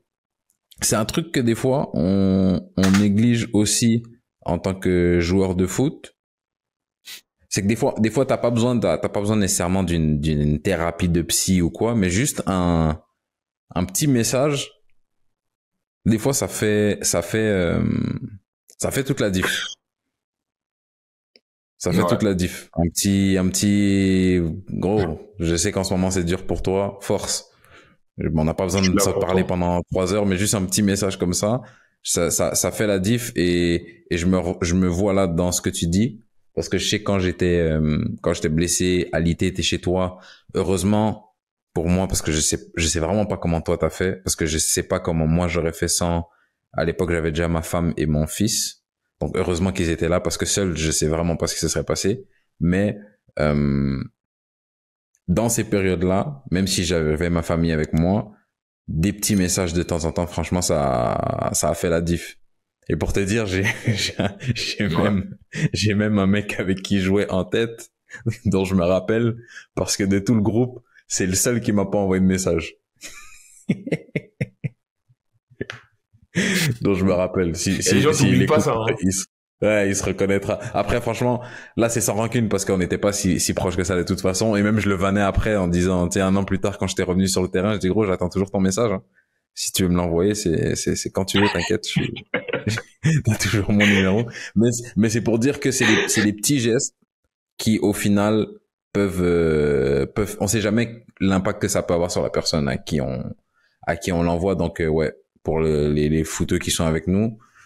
Toi, quand on joue au foot, on aime bien se dire quand on est des équipes, ouais, les gars, on est une famille. Bon, foutaise. Parce si on est franc entre nous-mêmes, on n'est pas une famille, mais un petit message, Pas besoin d'être une famille pour envoyer un petit message, dire frérot, force, tiens bon, si t'as besoin de quelque chose, tu me dis.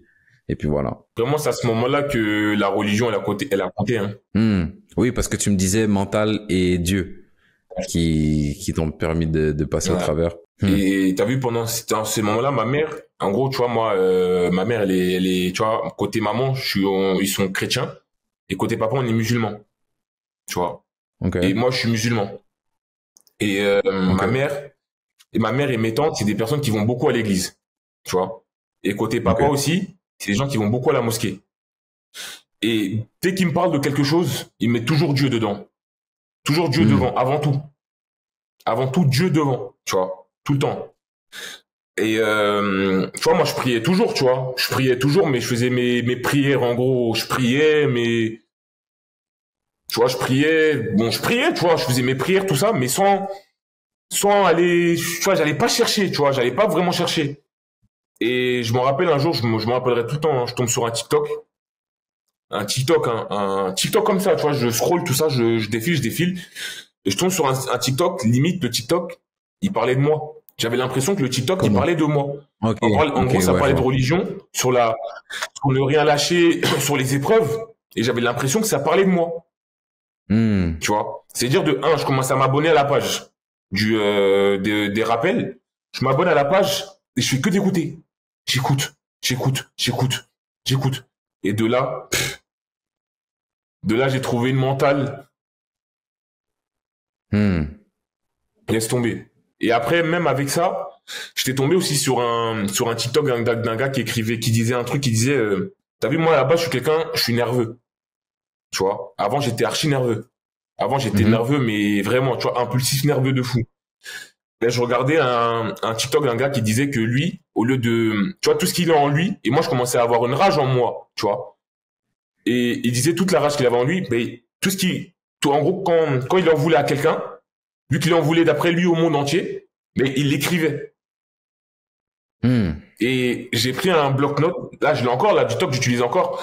J'ai un bloc, j'ai un petit livre, et j'écris tout dedans. Dès qu'il y a un truc qui va pas, j'écris. Dès qu'il y a un truc qui me déplaît, j'écris. Et ça me fait sortir, tu vois, ça m'aide, ça, tu vois. Ça m'aide. Au lieu de mettre ma frustration sur des gens, bah, j'écris. Tu vois, j'écris, et j'écrivais, et ça marchait. Bon, après, ça va pas forcément marcher sur tout le monde. Mais pour moi, ça marchait. Et je me rappelle, Ah, c'est clair. j'ai des gens qui se sont moqués de moi sur ça. Tu vois, j'ai des gens, ils sont moqués de moi sur ça, tu vois. Même ma mère, elle s'est moquée de moi. Parce qu'en gros, je l'ai mis sur Snap. J'ai dit, en gros, les gars, si ça va pas dans votre vie, écrivez. Et t'as vu, moi, j'écris archi mal. Tu vois, moi, j'écris archi mal, tu vois. C'est-à-dire, j'avais écrit, j'ai montré un peu ce que j'écrivais. Il y a tous mes potes, tous les gens, ils se sont moqués de moi. T'as vu, depuis un moment, là, le bouquin, je l'ai laissé de côté, là. Depuis un moment, là, le bouquin, je l'ai laissé de côté. Mais en tout cas, ça aussi, ça m'a aidé, tu vois. Ok. Non, mais c'est top. En plus, Ça aussi, ça m'a moi, aidé, c'est tu quelque vois. chose que je fais aussi, que je fais personnellement. On s'est foutu de ma job aussi, là. Parce que je parlais j'ai comme trois journaux que je garde avec moi. Ouais. Un journal où j'écris des prières. Un journal où j'écris des fois des trucs que j'ai dans la tête et tout. De la vie de tous les jours. Et un journal où j'ai des trucs qui sont plus professionnels.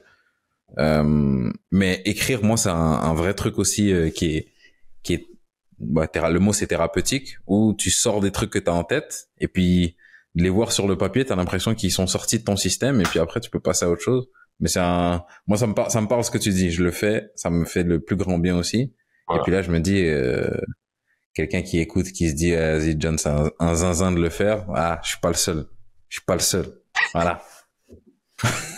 Après, Du j'avais coup, aussi ma psy, hein, ma mère, hein. ouais.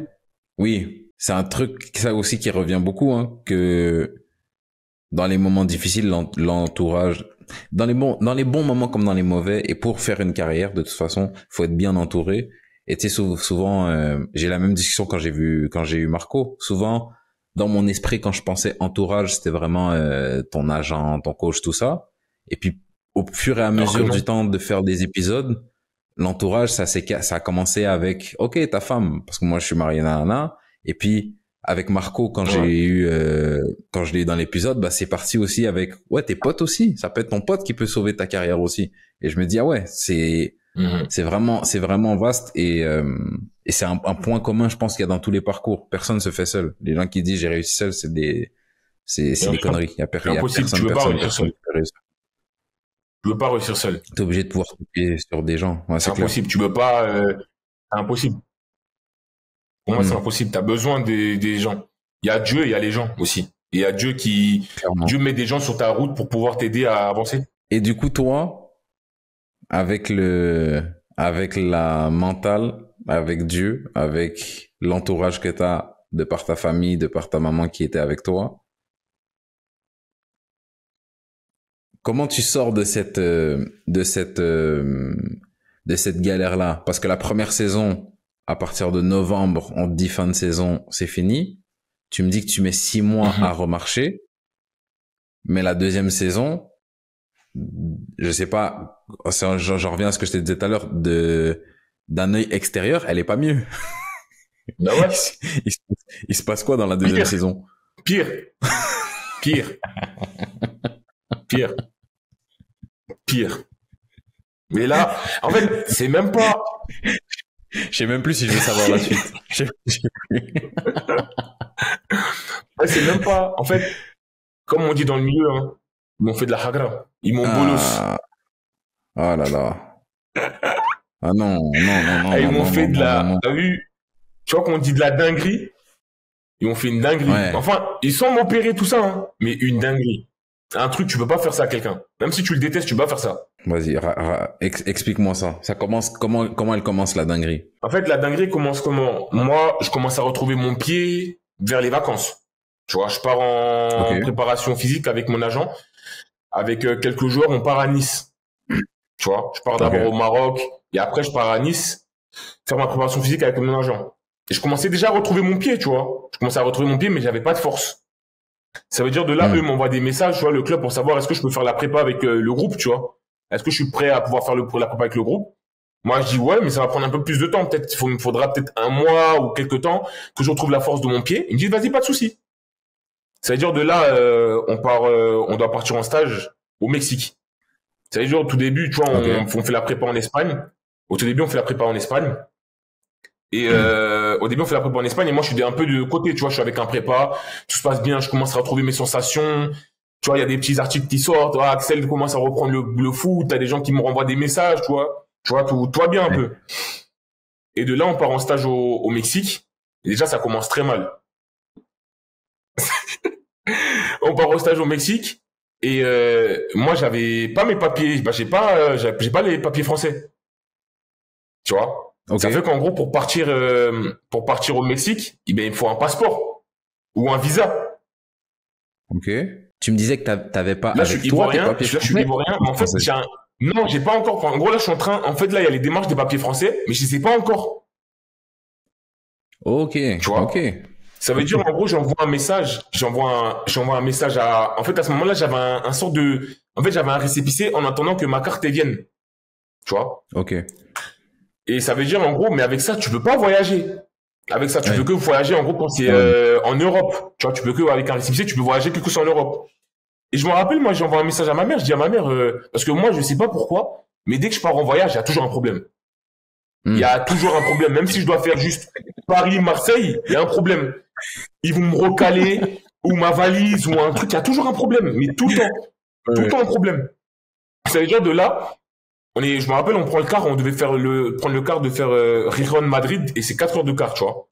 4 heures de car. Mais en car, c'est 5 heures, tu vois. C'est 4 heures de route, mais en car, on a fait 5 heures. Et j'envoie un message à ma mère. Je dis, maman, moi, je pense que ça va pas passer le récépissé. Hein. Ma mère, elle me dit, mais si le club, ils t'ont rien dit, c'est que ça va passer. Je vais demander au gars qui s'occupe de ça. Il dit, oh, Axel, arrête de me faire chier, t'inquiète pas. Tu vois. Il me dit, Axel, arrête de me faire chier, t'inquiète pas, tu vas y aller. On arrive à Madrid. Écoute-moi, on arrive à Madrid. C'est pas, on part au Mexique. Au début, c'était une galère. On part au Mexique. On est dans l'avion, tout ça, on se snap. Ouah, ça va au Mexique, c'est trop bien, tout ça, Mexique. On est tous contents, tout ça, Mexique, ça snap. Et je sais pas pourquoi je suis dans l'avion. Je me dis, c'est bizarre. Maintenant, on arrive au Mexique, on arrive où? À la douane. C'est pas si bon. Oh là là. On arrive à la douane au Mexique. On arrive à la douane au Mexique. C'est pas, il y a des policiers, ils viennent d'un coup. Ils me disent quoi? Toi, mets-toi sur le côté. Je dis, arrêtez. Mais non. Je dis, mais non, arrêtez. Et ils disent, en gros, t'as pas le droit d'être ici. T'as pas le droit d'être sur le territoire. En fait, ils avaient fait un papier qui me permettait de voyager de Madrid, de l'Espagne au Mexique, mais pas pour rester sur le territoire. En gros, comme si je passais sur le territoire et je partais du Mexique.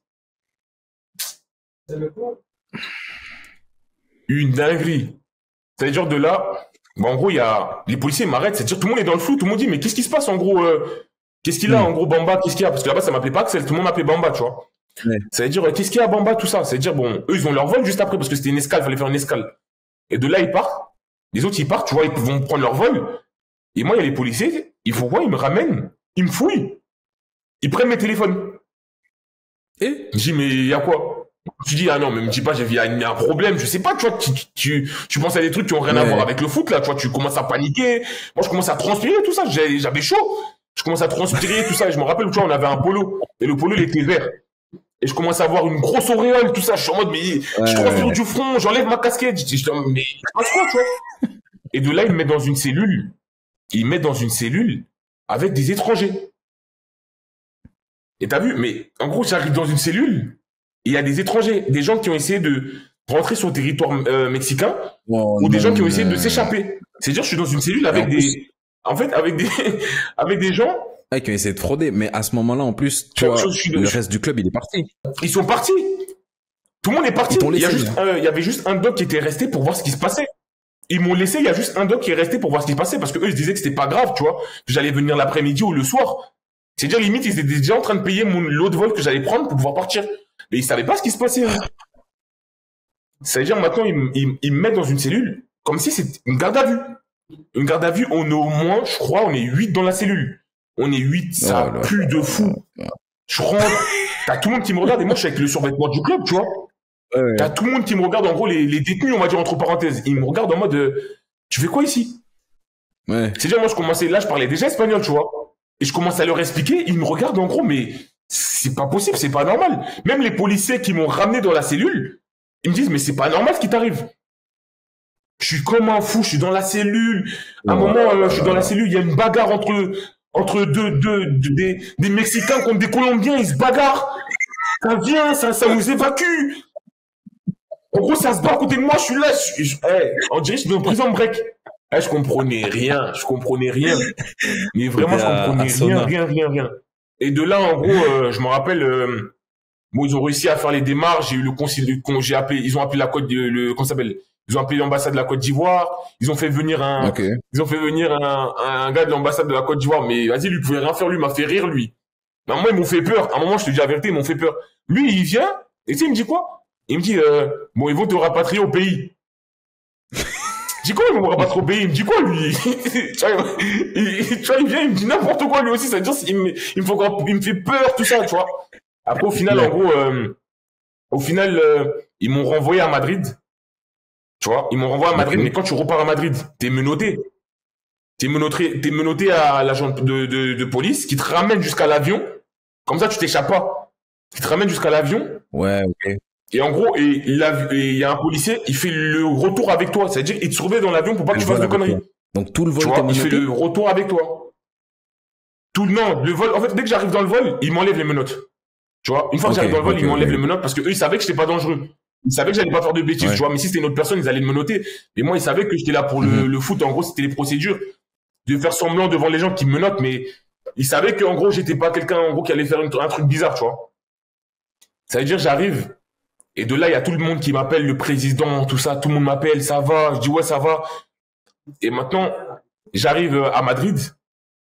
J'arrive à Madrid et je dois aller faire mon visa à Madrid. Mais qu'est-ce qu'ils m'ont mis bien?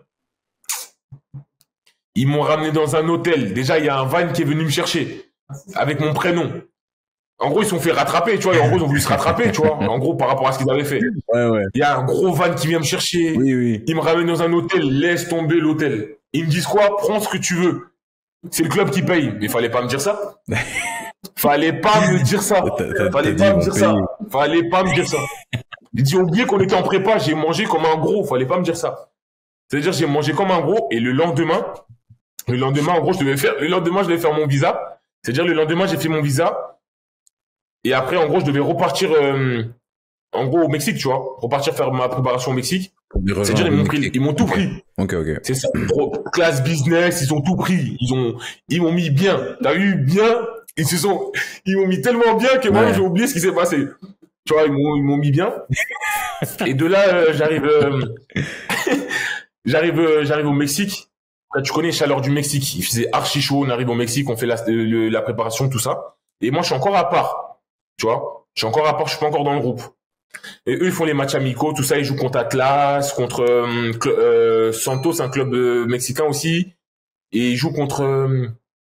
On avait joué contre 3 clubs mexicains, tu vois. Et c'était un sort de tournoi, tu vois, parce qu'en gros le président, il avait 3 clubs, tu vois. C'est-à-dire on a fait un tournoi et après on a gagné un trophée, tu vois. Et de là, à un moment, j'allais mieux et ils me disent quoi la veille, ils me disent quoi tu vas aller t'entraîner avec le groupe. Ça veut dire de là, moi, j'étais en chambre, j'étais avec un jeune, Yann Kembo, qui était formé à Lens, tout ça, à Lens. Et là maintenant, il est au Sporting Gijón. Et j'étais en chambre avec lui. Et je sais pas qu'est-ce qui s'est passé. En gros, je me suis pas réveillé. En gros, on s'est pas réveillé. En gros, le réveil, il a pas sonné. C'est-à-dire maintenant, d'un coup, je sais pas, je me réveille. Je me réveille et je vois qu'en gros, il nous reste 3 minutes pour arriver au car. On part en courant, on prend nos habits, on est en caleçon, on se change dans les ascenseurs, on court, on saute les escaliers, à un moment on se trompe, on saute les escaliers, on se trompe, tout ça. Et t'as vu, en sautant, tu vois, moi je fais une roulade. Et je me cogne. Tu vois, je me cogne à un truc. En gros, je me cogne à un truc. Mais c'est pas sur ça que je me blesse, tu vois. Et je me cogne sur un truc. Mais eux, ils m'ont vu que je me suis cogné à ça. Tu vois, ils m'ont vu que je me suis cogné, tu vois. Mais je me suis cogné, mais en gros, c'est pas le pied je me suis pas cogné le pied. Tu sais, je me suis cogné où? La tête. Tu vois, je me suis cogné la tête. Et sauf que, c'est-à-dire maintenant, on va s'entraîner.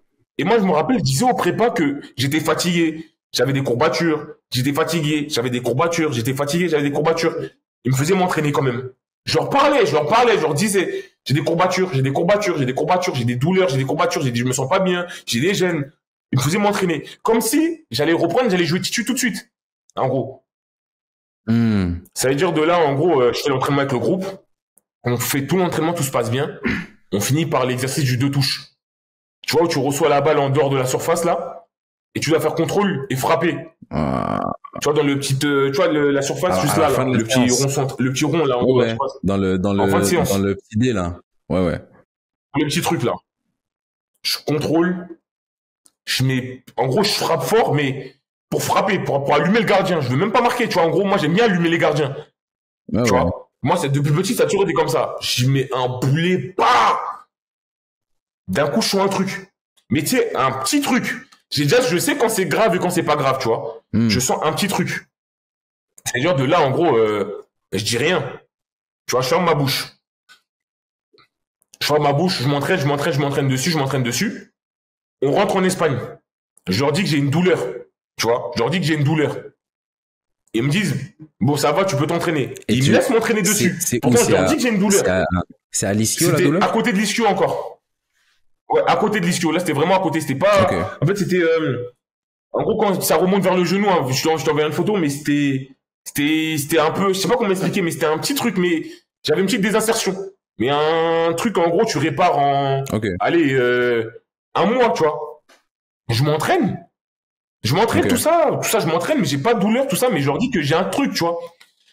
De là, je m'entraîne, tout ça, je fais un mois, je m'entraîne, tout ça. En gros, ils me refont signer la fiche comme quoi je peux rejouer. Qu'en gros, je suis apte à. Ils me redonnent mon numéro 15 et ils me disent que normalement, je suis apte à pouvoir jouer, tu vois. Et de là, je leur dis qu'en gros, j'ai mal. Un jour comme ça, le soir, j'ai mal. Je leur dis, ils me disent quoi? Ouais, le lendemain, tu vas faire une IRM pour voir ce qui se passe, tu vois. Je vais faire une IRM. Ils me disent quoi? Que j'ai une désinsertion. Tu vois, ils me disent que j'ai une désinsertion. C'est-à-dire, pour moi, c'est rien. Mais eux, pour eux, c'est grave, une désinsertion. Alors que j'avais mal, mais je pouvais jouer avec. Tu vois? Je sais que si je renforçais, je sais que j'aurais pu continuer. Moi, je connais ton corps au bout d'un moment quand tu t'es beaucoup blessé ou en général, tu vois. Et eux, ils me disent quoi? Je m'en rappelle, hein. Je suis comme ça, je m'entraîne pas, ils me laissent au repos au final, tu vois, ils me restent au repos. Ils vont jouer le premier match du championnat, ils perdent contre Valladolid. Ils reviennent, tout ça. Il y a le doc qui vient me voir, qui me dit, ouais, Axel, faut qu'on te parle. Tu vois, quand on dit ça, déjà, ça sent pas bon. Ils viennent, ils m'enferment dans la salle où il y a les docteurs. Il y a les deux docs qui viennent, ils me disent, ouais, Axel, t'as une des insertions, il me regarde comme ça. Je regarde, je dis, mais il va me dire quoi, lui? Axel, on est désolé, fin de saison. Hein? Il me regarde comme ça, ils me disent, fin de saison. Ils me disent, fin de saison. Ils me regardent comme ça, d'un coup, ils me disent quoi? Fin de saison. Fin de saison pour une désinsertion. Ils me disent quoi? Fin de saison. Mais fin de saison, s'il reste 2 semaines à la saison, là, c'est comment fin de saison? On est en début d'année, tu me dis fin de saison. Je me suis pas fait fin de saison, on est qu'au premier match du championnat. On est que au premier match du championnat. On est que au premier match du championnat. Ils me disent quoi? Fin de saison. Et toi, tu leur réponds quoi quand ils te disent fin de saison? En fait, la veille, tu vois, la veille en fait, j'ai fait l'IRM le matin. L'après-midi, j'étais avec Jonathan Varane. J'étais avec Jonathan Varane, Flo Blob et Yann Kembo, pardon. On est parti à la plage travailler, faire du 15-15, courir. Moi, j'allais bien, tu vois. Quand j'arrive là-bas, ils me disent fin de saison. C'est-à-dire, moi, sur le coup, t'as un choc. Et je me rappelle, les autres joueurs de l'équipe, eux, ils étaient déjà sur le terrain. Et moi, il y en avait un autre qui était blessé avec moi, Gio Zarfino. Lui était blessé, il avait un problème avec à sa rotule, tu vois. Et de là, je vais et je comprends pas. Et t'as tout d'un coup, tu vois, quand tu commences à voir flou. C'est-à-dire, je vais ils me disent fin de saison et je leur dis quoi? Je leur dis, est-ce que je peux rentrer chez moi, s'il vous plaît? Ils me disent, ouais. Je commence à partir dans le vestiaire et dès que je m'assois, je réalise. Je commence à pleurer d'un coup. D'un coup, je comprends pas ce qui m'arrive, je pleure d'un coup. Mais quand je te dis pleure, je lâche tout d'un coup. T'as Dio qui vient, Zarfino qui vient me voir, qui me dit qu'est-ce qu'il y a? Ils m'ont dit fin de saison. Lui aussi commence à être ému de fou. Parce que lui aussi, il avait duré, en gros, avec sa blessure, et lui, il était content que je puisse revenir, tu vois. Parce que lui, c'était un ancien. Bah oui. C'est-à-dire, il me regarde, je commence à pleurer. Je rentre à la maison, je conduis limite, je sais pas ce qui se passe. Je rentre à la maison, je pleure, j'étais tout seul, je pleure, je comprends pas, on me dit fin de saison, je comprends pas. J'appelle même pas mon agent, j'appelle personne, tu vois. J'appelle personne, on me dit fin de saison. Je comprends pas, tu vois. Je comprends pas, je sais pas ce qui se passe, parce que, en fait, t'as peur de retourner dans ce qui s'est passé l'année d'avant. Ça veut dire de là, j'appelle ma mère, j'appelle tout le monde, ça, je leur explique. Tu sais aussi tout ce que ça t'a pris pour sortir de la situation dans laquelle t'étais avant. C'est ça. Là, qu'on te dise, tu y retournes. C'est ça. Ça veut dire de là, ils me disent fin de saison, je rentre à la maison, je pleure comme un fou, je pleure. Ma mère, elle m'appelle au début, je réponds pas. Mon agent, il m'appelle, je réponds pas. Et t'as vu, moi, quand ma mère, elle m'appelle et je réponds pas, ma mère, elle va appeler toute l'Afrique, toute la France pour savoir je suis où. T'as vu, moi, je suis quelqu'un, je lui réponds directement. Et une fois que je réponds pas, ma mère, elle va harceler tout le monde pour savoir où je suis. Et ça veut dire, au final, en gros, j'arrive à voir mon agent et je lui explique. Il me dit non, c'est pas possible. Je lui dis si, ils m'ont dit ça. Il me dit, elle les écoute pas. Attends, on va aller voir un spécialiste et on verra. Tu vois. Ça veut dire de là, en gros, je fais plus rien. Ça veut dire, ils me disent que je fais plus rien, je peux plus rien faire. Mais ce que moi, derrière, dehors, je m'entraîne, moi. Parce que j'ai rien. Pour moi, j'ai rien. Ça veut dire, je vais courir, je fais des trucs, je me dis, mais c'est pas possible. J'arrive à courir, là, j'ai rien. Tu vois, j'ai mal un peu, mais ça m'empêche pas de jouer au foot. Je peux, en gros, jouer au foot, tu vois. C'est-à-dire de là, au début, ils me disent quoi? Pendant 3 mois, je suis dans le flou, je fais rien pendant 3 mois. Tu vois? C'est-à-dire, pendant 3 mois, je fais rien du tout. Je suis là, je suis en salle, je fais gainage, un peu de muscu, je fais rien. De là, je leur dis, moi, je veux pas me faire opérer. Avec mon agent, on dit, on veut pas se faire opérer. On va voir un spécialiste. Tu vois? C'est-à-dire, déjà, là, j'ai perdu quoi? J'ai perdu 3 mois. J'ai perdu 3 mois sur la saison. Sur les 3 mois, tu fais du renfort? Je fais quoi? Je fais rien. Ils me disent de rien faire. C'est-à-dire, moi, je fais quoi? Muscu, soin, muscu, soin, soin. Et moi, t'as vu, moi, j'aime pas faire, t'as vu, je suis quelqu'un de costaud. Mais moi, c'est génétique. C'est parce que mes parents, ils sont costauds. Dans ma famille, tout le monde est costaud. Mais je suis pas quelqu'un qui va à la salle, qui fait développer coucher, tout ça. Tu vois, j'ai de la force, mais en gros, moi, je suis un Ivoirien. Tu vois, je suis BT, Djoula, tu connais, Ivoirien. C'est-à-dire, c'est dans le sang. C'est pas comme ça, j'ai travaillé pour l'avoir, tu vois. C'est comme ça, c'est dans le sang. C'est-à-dire, il y a des choses, en gros, Ouais. et je commence à faire de la muscu, je fais de la muscu, que de la muscu, que de la muscu. Et de là, 3 mois après, ils me disent quoi? J'ai rendez-vous chez un spécialiste à Madrid. Tu vois? Un spécialiste à Madrid. Et à ce moment-là, je me rappelle, je suis à la maison la veille. Je suis à la maison la veille et ma mère, elle me dit quoi? Axel, ça va bien se passer. Et tu vois, quand une mère, elle parle, elle sait de quoi elle parle. Tu vois, une maman, elle sait ce qu'elle dit. Tu vois, les mamans, quand elles parlent, c'est la plupart du temps, c'est vrai, tu vois. C'est très rare qu'elles se trompent, les mamans. Elle me dit, Axel, ça va bien se passer. Ouais. Et moi, j'étais avec ma copine, elle me dit pareil, elle me dit, hey, ils se sont trompés, ça va bien se passer. J'ai dit, ok. On part en train jusqu'à Madrid. J'attends, je suis stressé, il fait chaud en plus à Madrid, je suis stressé. On attend, je vois des gens qui sont en fauteuil roulant, je vois des gens qui sont en béquille. Tu vois, t'as peur un peu. On arrive à voir le spécialiste, un grand fan du Real Madrid. Tu vois, un des meilleurs spécialistes de la blessure que j'avais. Un grand fan du Real de Madrid. Il vient me voir, il me dit, oh, ça va, tout ça. Il me parle et tout. Au début, il me met grave bien. Il m'allaise, mais sauf que moi, je suis en mode, il rigole avec moi, mais moi, dans ma tête, je suis en mode, s'il te plaît, frérot, dis-moi ce que j'ai. T'as capté? Arrête de rigoler avec moi. C'est pas le moment de rigoler, tu vois. Ouais. Dis-moi ce que j'ai. On passe directement au. Tu vois, il me fait des blagues, tout ça. C'est pas le moment là. Tu vois, j'ai pas le temps là. Ça veut dire maintenant le doc, il demande au doc qu'est-ce qu'il y a, tu vois. C'est-à-dire il regarde la feuille, il regarde tout ce qui s'est passé, le compte rendu, tout ça, le compte rendu. Et de là, le doc il lui dit ouais, nous on lui a dit le fin de saison, tout ça. Le spécialiste il le regarde, il fait ça. Quoi? Il dit qu'est? Comment fin de saison? En gros, comment fin de saison? Limite il rigole. En gros, qu'est-ce que tu me racontes là, tu vois? Quelle fin de saison, tu vois? Ouais. C'est-à-dire moi et ma copine on se regarde comme ça. Tu vois, on se regarde comme ça. Après, le doc, il insiste, il dit, si, fin de saison. Mais quand ça va le spécialiste, il dit, mais en 2 mois, en 2 mois, même pas, il reprend. Il dit, mais en 2 mois, normalement, il reprend, là. Moi, ma copine, on se regarde comme ça.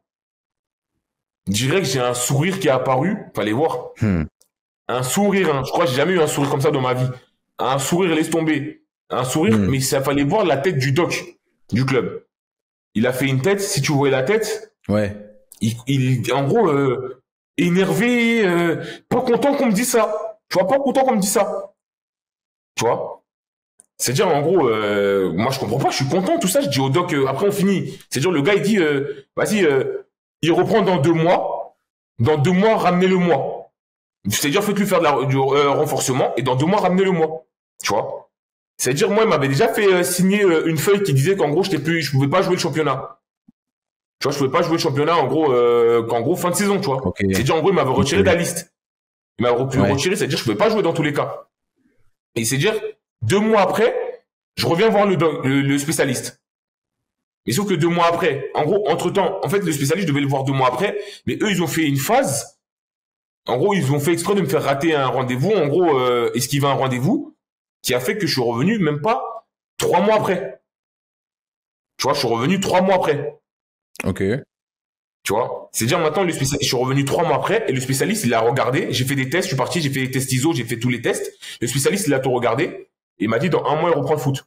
Mais sauf que j'avais raté quoi, les 6 premiers mois. Si t'avais vu ce spécialiste-là dès le début, tu sais, au moment où il t'a dit J'avais pas dans ça. 2 mois, il peut reprendre, ou genre dans 2 mois,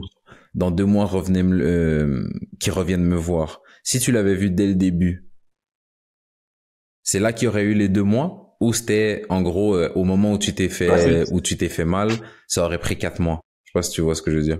Non, ça aurait pris 2 mois. Ça clair. Et c'était 2 mois de renforcement plein. 2 mois de renfort. Je veux dire, les 3 premiers mois, le renfort qu'on te faisait faire, c'était du renfort bête et méchant. Ça avait rien à voir avec la blessure, en fait. Ça avait rien à voir avec la blessure. Fallait juste renforcer. En fait, c'était même pas une blessure. C'était juste, en gros, j'avais plus de force. J'avais moins de force aux ischios qu'aux quadris. Il fallait juste renforcer pour que les deux soient à peu près au même niveau. Okay. C'était tout. Ok. Tu vois, c'était tout. Attends, c'était tout. En gros, c'était même pas avant que tu arrives sur la suite, j'ai 2 questions. 2 questions parce que là, l'histoire, elle est partie tellement dans tous les sens que j'ai oublié qu'on faisait un podcast. Il faut que je pose des questions quand même pour mon auditoire.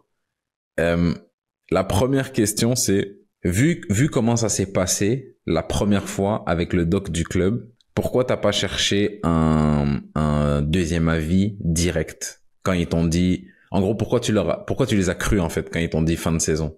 Pourquoi t'es pas directement allé chercher un deuxième avis et directement aller voir le spécialiste, par exemple, que t'as été à Madrid, que t'as été voir à Madrid? Excuse-moi, il est tard, je perds mon français. Pourquoi ça a mis autant de temps? Attends, je reformule ma question. Pourquoi tu les as crus de base, alors que jusque-là, au niveau médical, ils avaient pas été bons avec toi? Et deuxième question, pourquoi t'as mis autant de temps avant d'aller voir le spécialiste à Madrid? En fait, sur le moment même, ils m'ont mis un coup. Tu vois? Sur le moment même, ils m'ont mis un coup. C'est-à-dire, sur le moment, tu penses pas à tout ça. En gros, vu que l'année d'avant, ça a vraiment été ça. En gros, fin de saison. En gros, sur le moment même, tu prends un coup. Et avec mes agents, on cherchait un spécialiste. Mais en fait, il fallait se déplacer. Par exemple, on cherchait un spécialiste. Il y en avait un à Marseille. Il y en avait un autre, je sais plus c'était où, qu'on devait aller voir, tu vois. Mais sauf que, le club, en gros, eux, voulaient voir leur spécialiste avant de me laisser aller voir mon spécialiste à moi. Mais sauf que eux, leur spécialiste à eux, bah, en gros, il est pas allé dans leur sens. Je sais pas si tu vois. Et eux, ils s'attendaient pas à ça. Oui, je vois. Tu vois, ils s'attendaient à ce que le spécialiste, il leur dise, fin de saison. Tu vois, c'est-à-dire, ça a directement tout chamboulé, ça a tout mélangé. Tu vois, ça a tout mélangé. Ça a tout mélangé. Et ça qui a fait qu'en gros, j'avais même pas besoin d'aller voir mon spécialiste. Parce que moi, au fond de moi, je savais que c'était pas fini. Et le spécialiste lui-même le disait. Donc, en gros, pourquoi j'allais voir un autre spécialiste en sachant que moi-même, au fond de moi, je le sens. Tu vois? Et le spécialiste lui-même, leur spécialiste à eux, me le dit. Et l'autre question que j'avais, c'est quand ils t'enlèvent de la liste, il se passe quoi avec est-ce que ça affecte ton salaire? Est-ce que ça affecte ton contrat? Non, niveau salaire, en gros, tu gardes en gros, eux, ils payent. C'est pas comme en France, en gros, au bout de 6 mois, quand t'es blessé. Ouais, quand t'es blessé au bout de 6 mois en France, par exemple, ils te payent plus quand t'es blessé plus de, je sais plus combien de mois en France, ils te payent plus. Eux, là-bas, c'est pas comme ça. Bah, ils me payaient tout. Mais en gros, juste, après, il y a un truc qui s'est passé, c'est que quand il y a un joueur qui est arrivé, Roque Mesa, il est venu. Tu vois, Roque Mesa, il est venu, c'est un joueur qui a joué en Liga, un top joueur. Vraiment. Vous pouvez être 3 sur lui. S'il veut pas la perdre, il va pas la perdre. Il va te dire, donne-la moi, t'inquiète. Ouais. C'est limite lui qui m'a appris ça, en gros, n'aie pas peur. Le ballon, il brûle pas. Tu vois? Et, il est venu, lui, qui kiffe grave le numéro 15, tu vois. Et moi, à ce moment-là, j'avais le numéro 15. Et, quand il est venu, en gros, eux, ils m'ont parlé, bon, en fait, ça a été un peu flou. Il est venu, on va dire, entre parenthèses, comme s'il m'avait arraché mon numéro un peu. Tu vois, parce que moi, le 15, c'est mon quartier. Tu vois, le 15, c'est d'où je viens, tu vois. Le 15, c'est un peu tout, on va dire, entre parenthèses, pour moi. Tu vois, c'est un numéro, ça a de l'importance un peu, tu vois. Et il vient, après, on en a parlé, tout ça, pour qu'il prenne mon numéro, mais en gros, ils comptaient déjà lui donner. En gros, ils l'ont pas donné comme ça, mais ils comptaient lui donner, ils allaient lui donner, tu vois. Sauf que lui, il est venu. Lui, c'était un bonhomme, lui, il est venu me voir, il m'a dit, écoute, ils veulent me passer ton numéro, il y a ça, il y a tant, on en a parlé, il y a eu d'autres trucs aussi qui se sont passés derrière, tu vois. Que je peux pas forcément expliquer, mais il y a eu d'autres trucs qui se sont passés. Et, il est venu pour ce numéro, tu vois. Il y a d'autres trucs qui sont passés en off, tu vois. Et, en gros, il m'a fait comprendre comme un homme. Il m'a fait comprendre que, vas-y, si le numéro, tu veux le garder, moi, je m'en fous, moi, je le veux pas, tu vois. Si pour toi, c'est si important que ça, parce que lui, en fait, le numéro, il s'était tatoué partout, lui. Tu vois, lui, le 15, il y a trop de trucs le 15. pour lui, tu vois, le 15. C'est-à-dire, vas-y, il y a des trucs qui se sont passés. Au final, j'ai été amené à lui laisser, tu vois. Ça, c'est à quelle période que ça arrive, ça? Il arrive à la trêve, lui? Bien avant à la trêve, Ouais, avant la trêve. Okay, tu vois, juste avant la trêve. Juste avant la trêve. Parce que je reviens juste avant la trêve. Je commence à m'entraîner avec le groupe, mais tu sais, tu t'entraînes, tu fais tout, t'es le plus fort à l'entraînement, mais tu sais que tu vas pas jouer. Parce que tu peux pas jouer, t'as pas de fiche. T'as pas t'as pas de licence. C'est ça. Ça veut dire à l'entraînement, je mets à l'amende tout le monde, tu vois. Trop fort, le coach il met latéral, trop fort. Il met central, trop fort. Des fois il me tente 6, trop fort. Mais en gros, moi j'ai envie de jouer, tu vois. C'est bien beau l'entraînement, mais t'as envie de jouer en match, mais tu peux pas. Parce que t'as pas de fiche. Du coup, tu reprends l'entraînement, t'es bon à l'entraînement, tu performes, tu joues tout ça, mais tu peux pas jouer parce qu'on t'a enlevé t'es plus éligible. T'as plus de licence.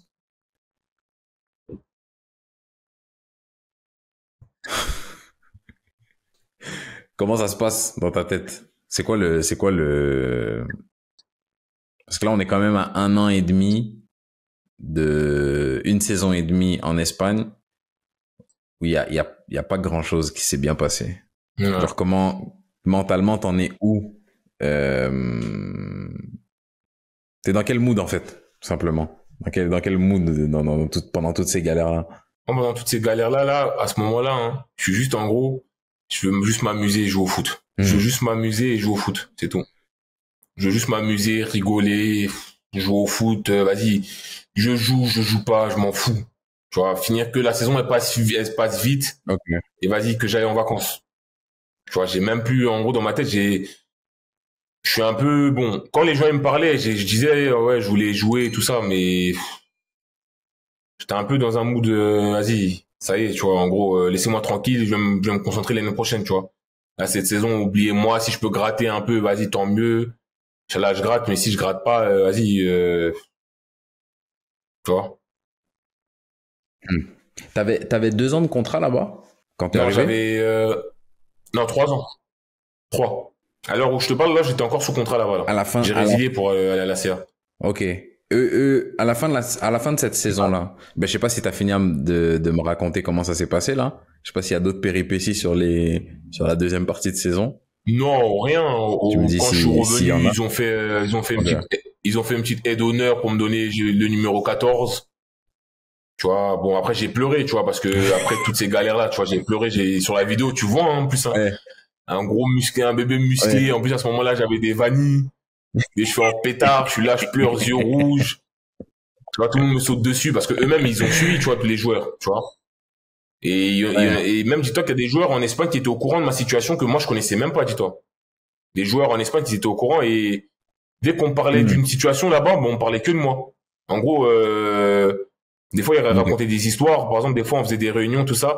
Et mon nom ressortait tout le temps. En gros, les gens ils me disaient, est-ce que tu vis, Axel? C'est Bamba. En gros, c'est du jamais vu, tu vois. La plupart des gens, en gros, ils étaient toujours, en gros, vas-y, frère.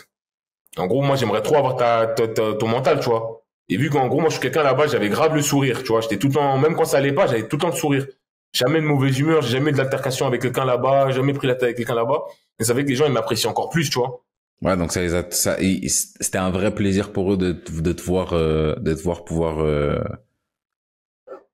Ouais, revenir déjà en santé, pouvoir rejouer au foot.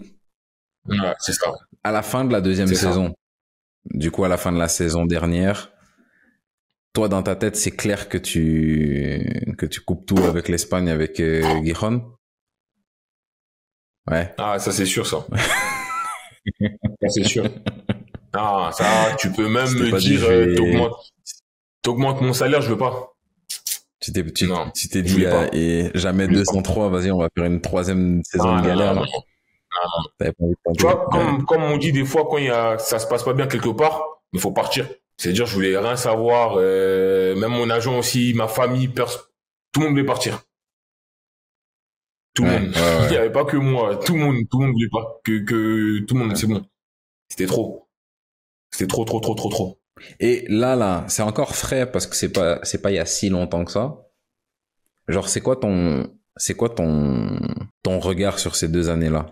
Est-ce qu'il y a des leçons que t'en tires déjà? Est-ce que tu t'en es déjà totalement remis? Est-ce que, bon, tu passes à autre chose parce que la vie continue, mais il y a encore des séquelles où tu te dis, ah, je suis encore fatigué de ces 2 années-là. Comment tu te sens? En fait, ce que je retiens, c'est que tout peut aller vite. Tu peux passer d'être au plus haut au plus bas. Tu vois. Tout va vite. En gros, ne jamais penser que t'es arrivé. Et ne jamais penser que tout est acquis. Tu vois, tu peux te prendre un coup à tout moment et tout peut s'effondrer, tu vois. Et c'est dans ces moments-là, tu vois qu'en gros, c'est là que tu vois si t'es un homme ou pas. Tu vois. Parce que c'est bien d'être costaud, de répondre aux gens, tu vois, de te jouer les garçons, les hommes, tout ça, avec, tu vois, te jouer les grands, les bonhommes. Mais c'est dans ces moments-là, on voit c'est qui les bonhommes, tu vois. Dans ces moments-là, on voit si t'es vraiment un bonhomme, tu vois, parce que c'est pas pour dire n'importe quoi, mais je pense il y en a plein à ma place, ils auraient abandonné. Je pense qu'il y en a plein à ma place, ils auraient arrêté le foot. Tu vois, je pense qu'il y en a plein à ma place, ils auraient arrêté le foot, tu vois. Et quand tu sors de ça, t'es fier, tu vois. Là, je peux regarder tout le monde la tête haute, même si demain, il se passe autre chose. Mais je touche du bois, tu vois, Starfoula, en gros, tu vois. Mais, en gros, tu dis, ouais, je suis fier de moi. Tu vois, t'es fier de toi, tu te regardes, et même les limites, tes proches, tu vois, mes parents, mes proches, ou mes amis, tout ça, quand je leur raconte mon histoire ou ils sont au courant de l'histoire, ils sont en mode, Axel, t'es un bonhomme. Après, comme on a dit tout à l'heure, hein, il y a des gens qui m'ont aidé à y arriver. Tu vois, j'y suis pas arrivé tout seul. Tu vois, je suis pas arrivé tout seul. J'ai pas réussi à m'en tirer, à sortir de tout ça tout seul, tu vois. Mais, en gros, t'es fier, je suis fier. D'aujourd'hui, je joue un peu juste, en gros, de m'entraîner, de me sentir dans un collectif, juste de m'entraîner. Il y a rien de mieux. Tu vois, je me dis, en gros, kiffe. Vis au jour le jour, kiffe la journée. En gros, pense pas à demain. Là, j'arrête de penser à demain. Il y a plus de demain, et si demain, et si demain, et si demain. Réveille-toi, prie, mange, amuse-toi, profite avec les gens que t'aimes, et après, on verra le reste. Tu vois. Ouais, ça viendra plus tard, Inch'Allah. Tout est déjà écrit, n'aie pas peur. Et puis, du coup, bah, c'est ça. Là, pour le coup, je comprends mieux, ce que tu me disais au début, quand tu me disais que venir en essai cet été à Ajaccio, pour toi, c'est pas un problème. Après, les gens de l'extérieur, c'est clair que, comme je t'ai posé la question au début, je me disais, joueur de Ligue 2, tu reviens, tu refais des essais pour rejouer en Ligue 2. De l'extérieur, tu peux te dire, ouais, c'est une dinguerie, tout ça. Mais maintenant qu'on sait ce qui s'est passé durant les 2 ans, je comprends la mentale de se dire, un essai? Vas-y, tranquille, j'y vais. C'est pas un problème. J'y vais, ça se passe bien, et puis on enchaîne derrière. Genre, t'as plus le temps de te préoccuper des trucs de... Tu poses plus de questions. Tu vois, tu poses plus de questions. T'as plus envie de poser trop de questions. Ouais. Et tu vas pas expliquer ton histoire à tout le monde. Hein. Tu vas pas t'arrêter dès qu'on va demander pourquoi tu vas là-bas, expliquer, oh, mais il s'est passé ceci. La vie continue, tout le monde a des problèmes. Tout le monde a des problèmes. T'es pas le seul à avoir des problèmes. Il y en a, ils mangent pas. Il y en a, ils marchent pas. Il y en a, ils sont malades, mais ils ont le sourire et ça avance. C'est pas ton histoire à toi qui va faire que le monde va changer. Hein. Il y a rien qui va changer. C'est juste ton histoire à toi peut-être qui va changer, mais tu pourras peut-être aider certaines personnes, mais il y en a d'autres qui souffrent plus que toi. C'est-à-dire on y va, c'est tout. On y va, c'est tout. C'est tout pour cet épisode, j'espère qu'il vous a plu. Si c'est le cas, vous savez quoi faire. Likez, abonnez-vous et activez les notifications pour être sûr de ne pas rater les prochains épisodes et potentiellement quelques extraits de la version longue de cet épisode, une version exclusive, parce que évidemment, j'ai pas tout mis. D'ailleurs, si vous n'avez pas envie d'attendre et que vous voulez visionner cette version exclusive dès maintenant, je vous laisse cliquer sur le lien du questionnaire qui est sous la vidéo dans la description. Vous y répondez et moi, je vous envoie la version longue et exclusive de suite. Si vous avez des questions, que ce soit pour moi ou pour Axel, je vous laisse nous les poser dans les commentaires. Je vous invite également à me rejoindre sur Instagram pour des interactions quotidiennes. C'est tout pour moi et en attendant la prochaine fois, peace!